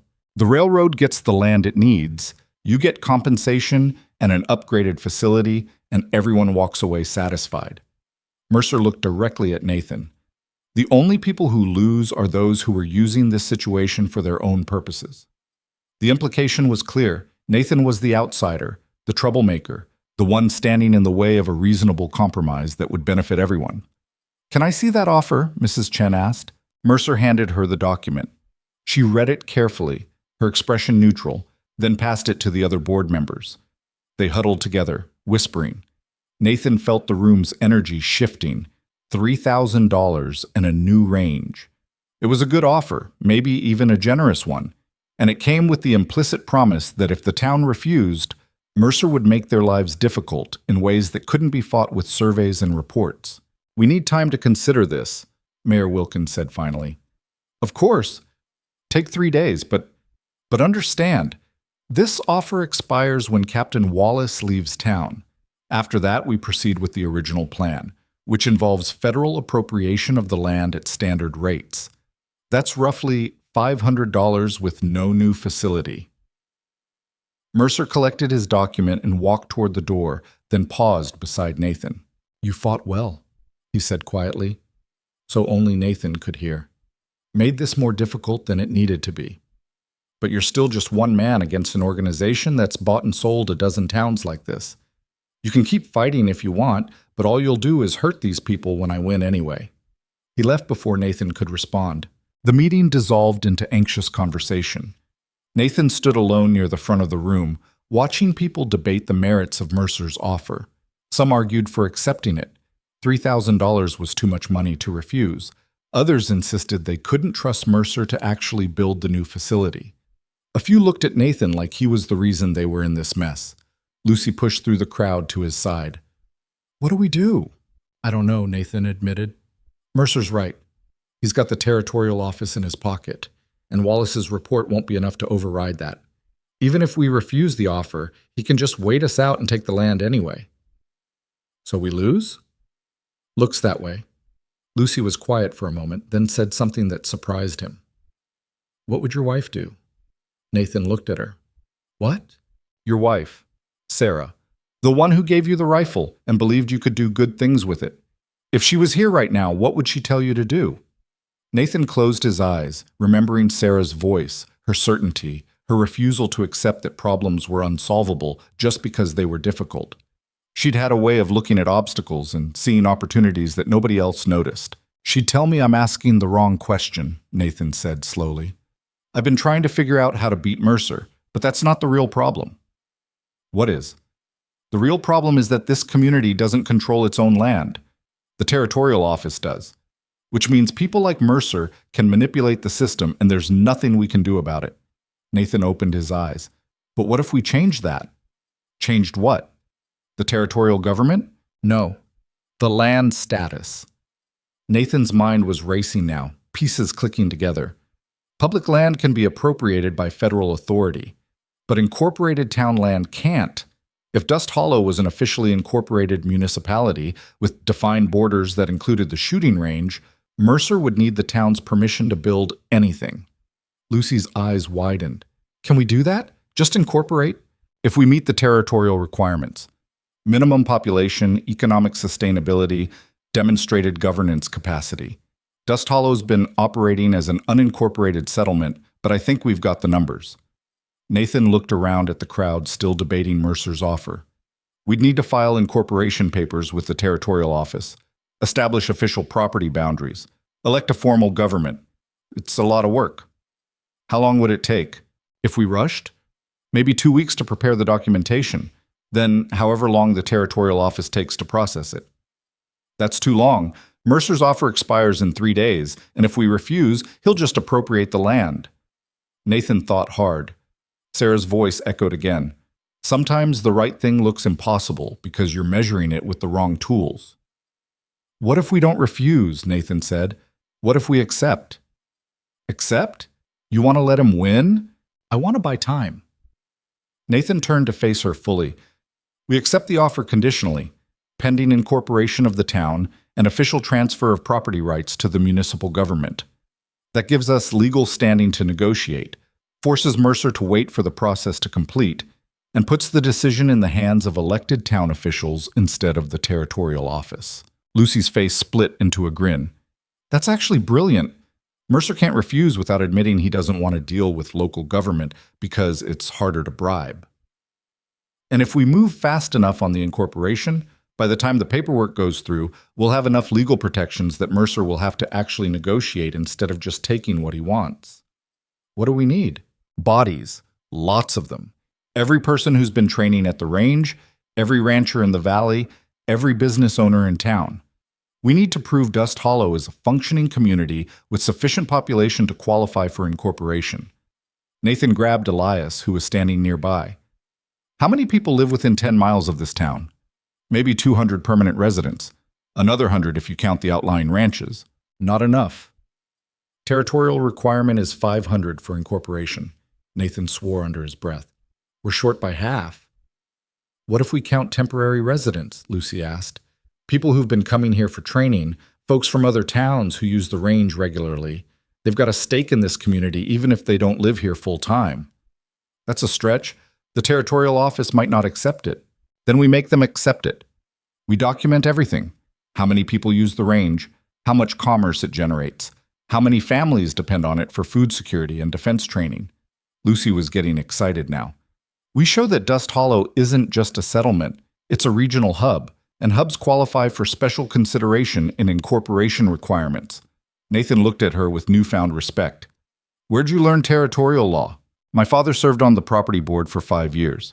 Made me read all the regulations because he said women needed to understand these things even if we couldn't vote. She smiled grimly. Turns out he was right. They worked through the night, gathering everyone they could find to help draft incorporation papers. Wallace stayed to provide technical assistance, pointing out legal requirements they'd missed. Mrs. Chen rallied the town board, who began cataloging assets and establishing boundary definitions. Caleb and several others rode out to the surrounding ranches, explaining the plan and getting commitments of support. By dawn, they had a rough draft. By noon, they'd refined it into something that looked almost legitimate. And by evening, when the town gathered again, Nathan stood before them with a proposal. We have 2 choices, he said. We can accept Mercer's offer and hope he honors it, or we can accept his offer conditionally pending incorporation of Dust Hollow as an official municipality. That incorporation gives us legal control over our own land and forces Mercer to negotiate with elected officials instead of territorial appointees. What's the catch? Someone asked. The catch is we need 500 documented residents or stakeholders to qualify. We've got about 300, which means we need to prove that another 200 people have legitimate interest in this community's survival. How do we prove that? Nathan gestured to the crowd. Every person who's been training at the range signs a declaration of community investment. Every business that's benefited from range traffic documents their economic connection. Every rancher who uses this valley for grazing or water access makes it official. We build a case that Dust Hollow isn't just a town, it's a network of people whose lives and livelihoods depend on this land staying in community control. And if the territorial office rejects our incorporation, then we're no worse off than we are now. Mercer appropriates the land, and we're back to square one. But if we don't try, we definitely lose. The room was quiet for a long moment. Then Tom Fletcher stood up, his old bones creaking. I helped build that range 8 years ago, carried lumber up that hill when I could barely walk straight after the war. I've watched kids learn to shoot there, seen families bond over competition, trained men who went on to protect their homesteads from raiders and wild animals. His voice was rough with emotion. This land matters, and I'll be damned if I let some railroad dandy take it without a fight. I'm in. One by one, people stood. Lucy, Caleb, Elias, Mrs. Chen, the veterans, the ranchers, the families who'd been coming to training. Within minutes, the entire room was on its feet. Then we file tomorrow, Nathan said, and we fight this the right way. Mercer found out about the incorporation attempt within hours. He showed up at the range the next morning while Nathan was helping prepare the documentation, his expression dark with barely controlled anger. You're making a serious mistake, Mercer said without preamble. We're exercising our legal right to incorporate. You're delaying the inevitable and making enemies you can't afford. Mercer stepped closer. I've been patient. I've offered fair compensation. I've tried to work with this community. But if you insist on this path, I'll make sure the territorial office rejects your incorporation. And then I'll make sure the appropriation process is as painful as possible. Threaten me all you want. Won't change anything. I'm not threatening you. I'm stating facts. Mercer's voice dropped. You know what the real tragedy is here? These people trust you. They think you're some kind of hero who's going to save them. But when this fails, and it will fail, they're going to realize you were just a selfish man who couldn't let go of his grief long enough to see he was hurting them. Nathan felt those words hit like a physical blow. Because part of him wondered if Mercer was right. Was he fighting for Dust Hollow, or was he fighting to prove to himself that he could still matter to people the way he'd mattered to Sarah? Get off my range, Nathan said quietly. It's not your range. It never was. You're just a temporary ghost passing through, same as you've been for 2 years. The only difference is these people don't know it yet. Mercer turned to leave, then stopped. When you disappear, and you will disappear, I want you to remember that you could have taken the money and given them something real. Instead, you gave them false hope. That's crueler than anything I've done. He walked away, leaving Nathan standing alone with doubts that felt like knives in his chest. That evening, Lucy found Nathan at the range, sitting beneath the truth bell and staring at nothing. We've got 473 documented stakeholders, she said, sitting beside him. Mrs. Chen thinks we can get to 500 by tomorrow if we push the outlying settlements. Nathan didn't respond. What did Mercer say to you? Lucy asked. The truth, that I'm using this town to make myself feel important, that when this fails, I'll leave and they'll be left dealing with the consequences. You believe that? I don't know. Maybe. Nathan looked at his hands. Sarah used to say I had a talent for finding purpose in other people's problems because I couldn't face my own. Maybe she was right. Maybe I'm just a broken man trying to fix everyone else so I don't have to admit I can't fix myself. Lucy was quiet for a moment. Then she said something that surprised him. My mother died because of bad water, cholera outbreak that killed 37 people in 3 days. For months afterward, I was angry at everyone. The town for not testing the wells, the doctor for not figuring it out faster, my father for not somehow saving her. She picked up a pebble and tossed it down the hill. But mostly I was angry at myself, because I was the one who drew water that morning. I gave her the cup that killed her. Nathan looked at her. Took me a year to realize I wasn't responsible for a bacteria I couldn't see in water I couldn't test. But by then I'd done so much damage to myself that I didn't trust my own judgment anymore. Everything I did felt wrong. Every choice felt like another mistake waiting to happen. Lucy met his eyes. You know what got me through it? What? My father. He was a mess after Mom died, but he still showed up every morning. Still cooked breakfast even though he couldn't stand being in the kitchen. Still ran the ranch even though everything about it reminded him of her. And one day I asked him why. Why keep doing all these painful things instead of just leaving and starting over somewhere else? What did he say? What did Dito? He said, because leaving would mean she died for nothing. She built this life with me. If I abandon it now, I'm saying that life wasn't worth keeping. Lucy stood up, brushing dust from her pants. You're not here because you're broken, Nathan. You're here because some part of you still remembers that your life meant something before Sarah died, and that part is trying to prove it can still mean something now. She walked away, leaving Nathan alone with her words and the darkening sky.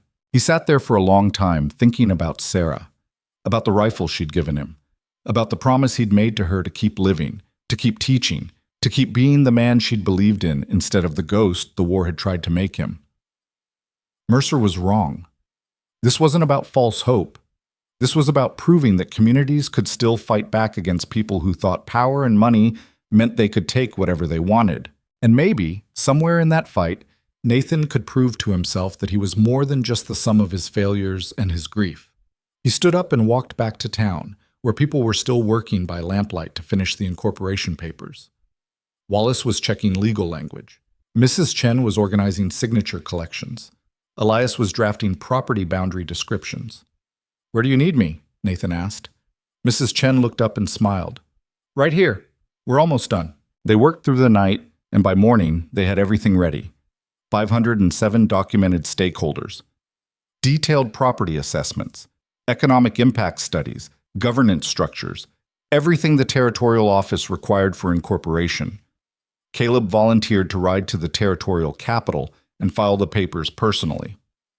I'm the fastest rider we've got, and I don't trust the mail service with something this important. It's a 4-day ride, Elias warned. Then I'll do it in 3. Caleb took the sealed documents and secured them in his saddlebags. When I get back, we're either going to be an official town with legal protections, or we're going to know we gave this everything we had. He rode out at dawn, pushing his horse hard toward the territorial capital. And Dust Hollow held its breath, waiting to see if they'd done enough to save what mattered. Nathan stood at the range, looking at the truth bell catching the morning sun, and for the first time in 2 years, he felt something other than emptiness in his chest. He felt hope, and terrified as that made him, he couldn't bring himself to run from it anymore. The 3 days Caleb was gone felt like 3 weeks. Nathan kept the training schedule running, partly to maintain normalcy and partly because idle hands led to anxious minds. But everyone at the range felt the tension, glancing toward the road whenever hoofbeats sounded in the distance, hoping to see Caleb returning with news. Mercer stayed away, which somehow made things worse. His absence felt like the calm before a storm, and Nathan kept expecting the next attack to come from a direction he couldn't predict. On the second day, Pete Murphy and Jack Connors showed up at the range.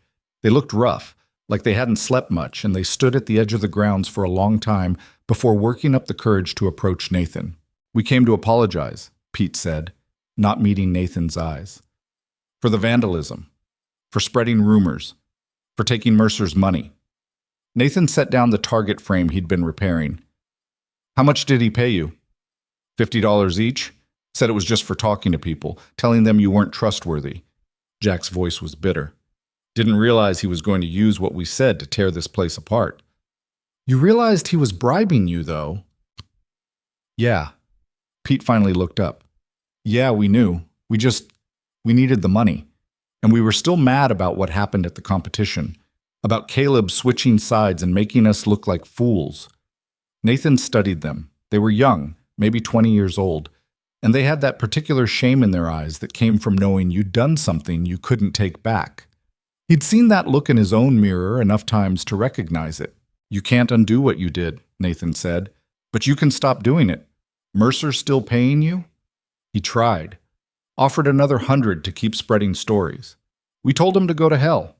Pete pulled out a folded piece of paper. "He's planning something. Overheard him talking to his lawyer about contingency measures if the incorporation goes through. Don't know what that means, but it sounded bad." Nathan took the paper. It was a list of names, town board members, ranchers who'd supported the incorporation, and at the top, Nathan's own name with a star next to it. "Where'd you get this?" "Stole it from Mercer's hotel room. Figured it was the least we could do." Jack shifted uncomfortably. "We're not asking for forgiveness or anything. Just wanted you to know that some of us are done being part of his schemes. You want forgiveness? You earn it. Start showing up for training. Help rebuild what you helped tear down. And if Mercer approaches you again, you tell me immediately." Nathan handed the paper back. "That's how you make things right." They nodded and left, looking marginally less ashamed than when they'd arrived. Lucy, who'd been watching from nearby, came over once they were gone. "You trust them?" "No. But I trust that they're scared of what Mercer might do next. Sometimes that's more reliable than trust." Nathan looked at the list of names again. "What do you think contingency measures means?" "Nothing good. Mercer's the type who always has a backup plan." "Then we need one, too." That evening, Nathan gathered the core group: Lucy, Elias, Mrs. Chen, Tom Fletcher, and Captain Wallace, who'd stayed on to help despite having completed his official assessment. They met in Nathan's room at the boarding house, away from ears that might report back to Mercer. "Caleb should be back tomorrow or the next day," Elias said.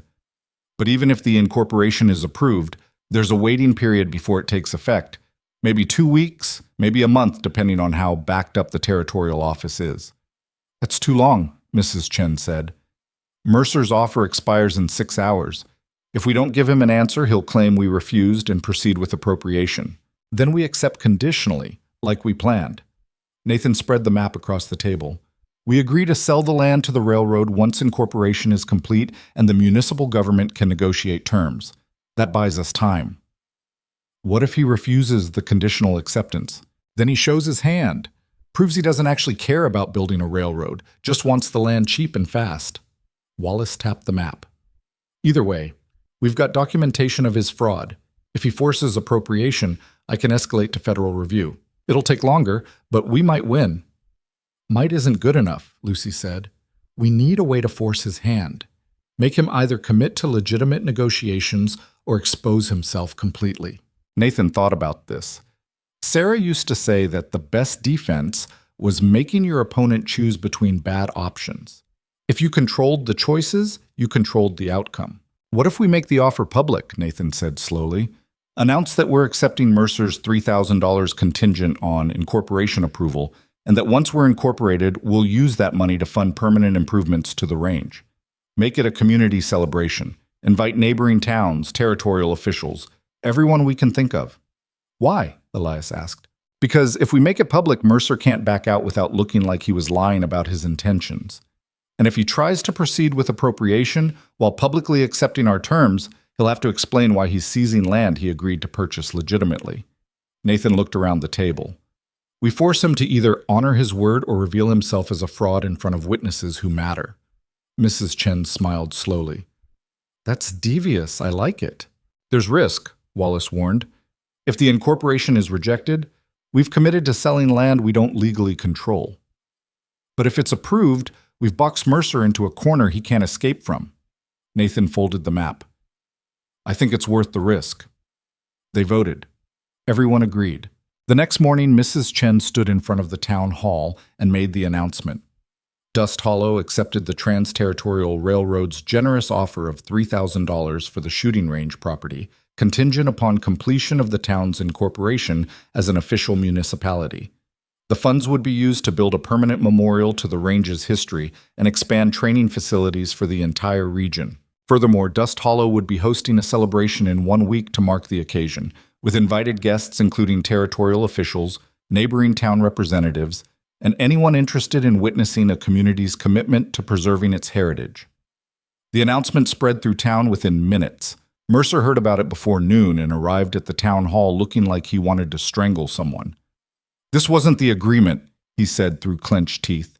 Sure it was, Mrs. Chen said pleasantly. You offered $3,000 for the land. We accepted. The only condition is that the land has to be properly owned by the municipality before we can legally sell it. Simple bureaucracy. You know damn well that's not what I meant. I know what you said.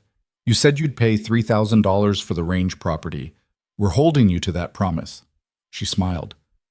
Unless you'd like to withdraw your offer, in which case, we'll proceed with challenging your survey and requesting federal investigation into your other land acquisitions. Your choice. Mercer stared at her, rage and calculation warring on his face. Finally, he turned and walked out without another word. Think you'll go for it? Elias asked once Mercer was gone. He doesn't have a choice, Mrs. Chen said. He's committed publicly. If he backs out now, every town in the territory will know his offers are worthless. That destroys his entire business model. That afternoon, Caleb finally returned, his horse nearly dead from exhaustion. He dismounted in front of the town hall and pulled the sealed documents from his saddlebag with shaking hands. It's approved, he said, swaying slightly. Incorporation is approved. We're officially the town of Dust Hollow, territory of New Mexico. Papers take effect in 3 weeks pending final review, but the territorial office said that's just a formality. The celebration that erupted could probably be heard in Silver Creek. People poured out of buildings, cheering and embracing. Someone rang the truth bell, and the sound carried across the valley like a declaration of independence. Nathan stood apart from the celebration, watching these people, his students, his friends, his community, despite every effort he'd made to stay detached, claim victory over forces that should have crushed them. He felt something break open in his chest, something that had been locked tight since Sarah's death. Lucy found him there, her face flushed with joy. We did it, she said. We actually did it. You did it. This was your fight. I just helped. That's horseshit and you know it. She punched his arm lightly. None of this happens without you. The training, the counter-survey, the incorporation idea, that was all you refusing to let these people get steamrolled. I had selfish reasons. Everyone does. But you still showed up. Lucy looked at him seriously. Question is, are you going to stay? Nathan had been dreading this question, because the truth was, he still didn't know. Part of him wanted to stay, to build something permanent, to let these people become more than temporary connections. But part of him was still terrified of the pain that came with caring about things you could lose. I don't know, he said honestly. Well, figure it out, because we're going to need a permanent instructor once this settles, and you're the only one qualified. She walked away before he could argue. The week before the celebration passed in a blur of preparation. The town cleaned itself up, built a temporary stage for speeches, arranged for food and drink, and sent invitations to every influential person they could think of. Captain Wallace agreed to present his engineering assessment publicly. Several neighboring towns sent representatives eager to hear about Dust Hollow's successful resistance to railroad intimidation. Mercer stayed in his hotel room, silent and invisible, but Nathan knew he was planning something. Men like Mercer didn't accept defeat gracefully. 2 days before the celebration, Nathan was working late at the range when he heard footsteps behind him. He turned to find Mercer standing there, alone for once, without his lawyer or his hired men. "I underestimated you," Mercer said without preamble. "That doesn't happen often. What do you want?" "To offer you a deal, personal one, nothing to do with the town." Mercer pulled out a leather wallet. $5,000, cash. You take it, get on your horse, and disappear before the celebration. Tell people you got word of family trouble, or opportunity elsewhere, or whatever story you want. Just leave. Nathan stared at him. "You think I'd abandon these people for money?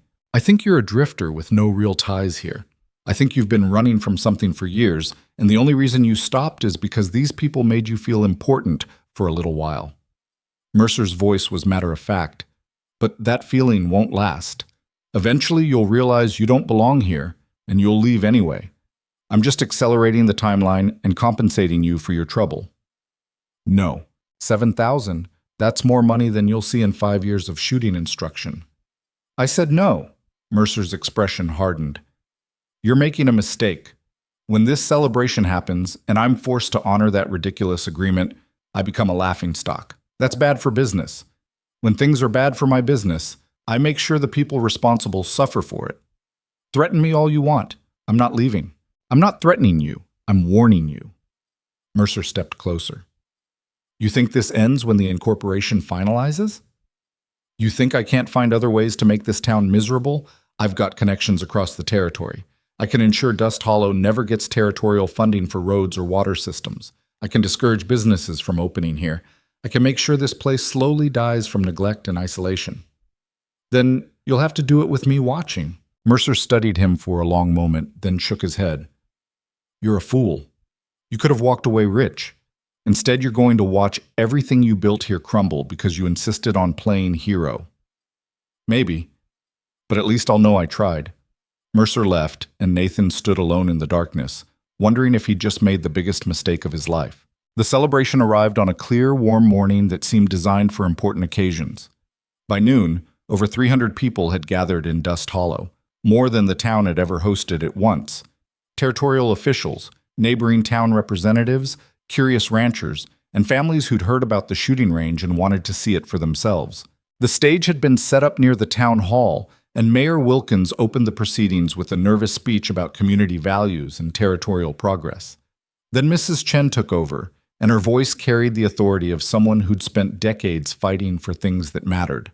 Dust Hollow was founded 22 years ago by settlers who believed this valley could support families and futures. For most of those years, we've been nobody's priority except our own. No territorial funding, no federal protection, just people working hard to build something worth keeping. She paused, letting her words sink in. When the Trans-Territorial Railroad came here claiming they needed our land, we had two choices: accept defeat or fight back. We chose to fight. And we won because one man taught us how. She gestured for Nathan to join her on stage. He hesitated, hating being the center of attention, but Lucy pushed him forward and he found himself climbing the steps. Nathan Hale arrived in Dust Hollow with a rifle and no plans to stay. But he stayed anyway. He taught us to shoot, yes, but more importantly, he taught us to stand up for ourselves. He showed us that impossible shots can be made if you're patient enough and brave enough to try. Mrs. Chen looked at him. "This town owes you more than we can repay, but we'd like to start by making you an offer." She pulled out a document. "The town of Dust Hollow, by unanimous vote of its newly elected council, offers you the position of Chief Range Officer. You'd oversee all training programs, maintain the facility, and serve as our official shooting instructor. The position comes with a salary, housing, and a permanent place in this community." Nathan's throat tightened. He looked out at the crowd, all these faces that had become familiar over the past weeks. Lucy grinning at him, Caleb giving him a thumbs up, Tom Fletcher nodding approval. Elias smiling like he'd known this was coming all along. Nathan started, then stopped, not sure what to say. "You don't have to answer now," Mrs. Chen said quietly. "But think about it. We need you. And I suspect you need us too." Before Nathan could respond, commotion erupted at the edge of the crowd. Mercer had arrived, flanked by his lawyer and 3 men wearing territorial marshal badges. He pushed through to the stage, his face set in grim determination. "I'm sorry to interrupt these festivities," Mercer announced, his voice carrying across the square. "But I have some unpleasant information to share. Marshal Thompson here has a warrant for Nathan Hale's arrest." The crowd went silent. Nathan felt ice settle in his gut. "On what charges?" Mrs. Chen demanded. "Fraud and misrepresentation." You see, Nathan Hale isn't who he claims to be. The real Nathan Hale died in 1776. This man has been using a false identity to gain your trust and manipulate your town's legal proceedings. Mercer smiled coldly. Everything he's done here, the survey challenges, the Incorporation push, all of it, is legally void because he has no standing to act in any official capacity. "That's ridiculous," Lucy shouted. "Plenty of people share names with historical figures." "Perhaps, but when we investigated his background, we couldn't find any documentation supporting his claimed identity. No military discharge papers, no territorial registration, no legal records of any kind. For all intents and purposes, Nathan Hale doesn't exist." Mercer looked at Nathan. "Which makes everything he's done here legally questionable at best, criminal fraud at worst." The marshal stepped forward, hand on his pistol. "Mr. Hale, you need to come with me." Nathan's mind raced. Mercer had found his weakness, the lack of documentation that came from years of operating outside official systems. The Army had kept his contractor work classified. His marriage to Sarah had been a simple ceremony with no filed papers. After she died, he drifted without establishing residency anywhere. He existed in memories and old stories, but not in the official records that territorial law required. And Mercer had weaponized that absence. "This is absurd," Captain Wallace said, stepping forward. "I can verify Mr. Hale's military service. He worked with the 3rd Cavalry during—" "Under what name?" Mercer interrupted. "Can you produce documentation, pay records, official correspondence?" Wallace hesitated because of course he couldn't. Nathan's work had been deliberately kept off the books. "The charges will be dropped once Mr. Hale provides adequate proof of identity," Mercer continued smoothly. "But until then, he'll need to come with the marshal for questioning, and naturally, any official actions he's taken on behalf of Dust Hollow will need to be reviewed for legitimacy." Nathan understood immediately what Mercer was doing. Arrest him publicly, cast doubt on everything he'd done, delay the Incorporation proceedings pending investigation. Even if the charges were eventually dropped, the damage would be done. The celebration would be ruined. Dust Hollow's credibility would be questioned, and Mercer would have time to maneuver around their legal protections. It was brilliant, vicious, and probably legal. Nathan was about to surrender to the marshal when Elias stepped onto the stage. "I have documentation," Elias said loudly. "Military correspondence between myself and Nathan Hale during the Red Valley campaign, letters discussing tactical positions, ammunition requirements, and casualty reports, all signed and dated, all bearing official 3rd Cavalry seals." He pulled out a bundle of yellowed papers. "I kept them because they were part of the historical record of that campaign. Never thought I'd need them to prove a man's existence, but here we are." Mercer's confident expression faltered slightly. Then Tom Fletcher spoke up from the crowd. "I've got records too. Competition results from 8 years ago, signed by participants including a witness statement from a Nathan Hale who was passing through and agreed to judge the event. I have a receipt," Mrs. Chen added, "from a land sale in Silver Creek 6 years ago. Nathan Hale signed as a witness. The county clerk's office will have the original on file." One by one, people came forward with fragments of Nathan's paper trail, old letters, receipts, competition records, witness statements. Individually, none of them proved much, but collectively, they formed a documentary web that was impossible to dismiss. Nathan stood there, stunned, as his community reconstructed his existence from the scattered evidence of a life he'd thought he'd left no trace of. The marshal looked at the growing pile of documents, then at Mercer, then back at the papers. "This seems to establish identity sufficiently for me," the marshal said. "I'm not seeing grounds for arrest." "Those could be forgeries," Mercer protested. "All of them? From sources across multiple towns and years?" The marshal shook his head. "I think you've wasted my time, Mr. Mercer, and I don't appreciate being used as a prop in a business dispute." The marshal and his men left, and the crowd erupted in a mixture of cheers and angry shouts directed at Mercer. The railroad man stood there, his final gambit collapsed, his credibility in ruins. "You really thought you could erase me?" Nathan said quietly, stepping down from the stage to face Mercer directly. You thought if you could prove I didn't exist in your records, you could make everything I did disappear? You're nobody, Mercer said bitterly. Just a drifter who got lucky. Maybe. But these people knew my name. They remembered what I did. They kept evidence of my existence because it mattered to them. Nathan gestured at the documents still being displayed. That's something your money and your connections can't erase. People's memories. People's choice to remember that someone mattered. Mercer had no response to that. He left Dust Hollow that afternoon, his reputation damaged and his schemes exposed. Word spread quickly through the territory about the railroad speculator who'd tried to bully a town and lost to a shooting instructor and a bunch of farmers.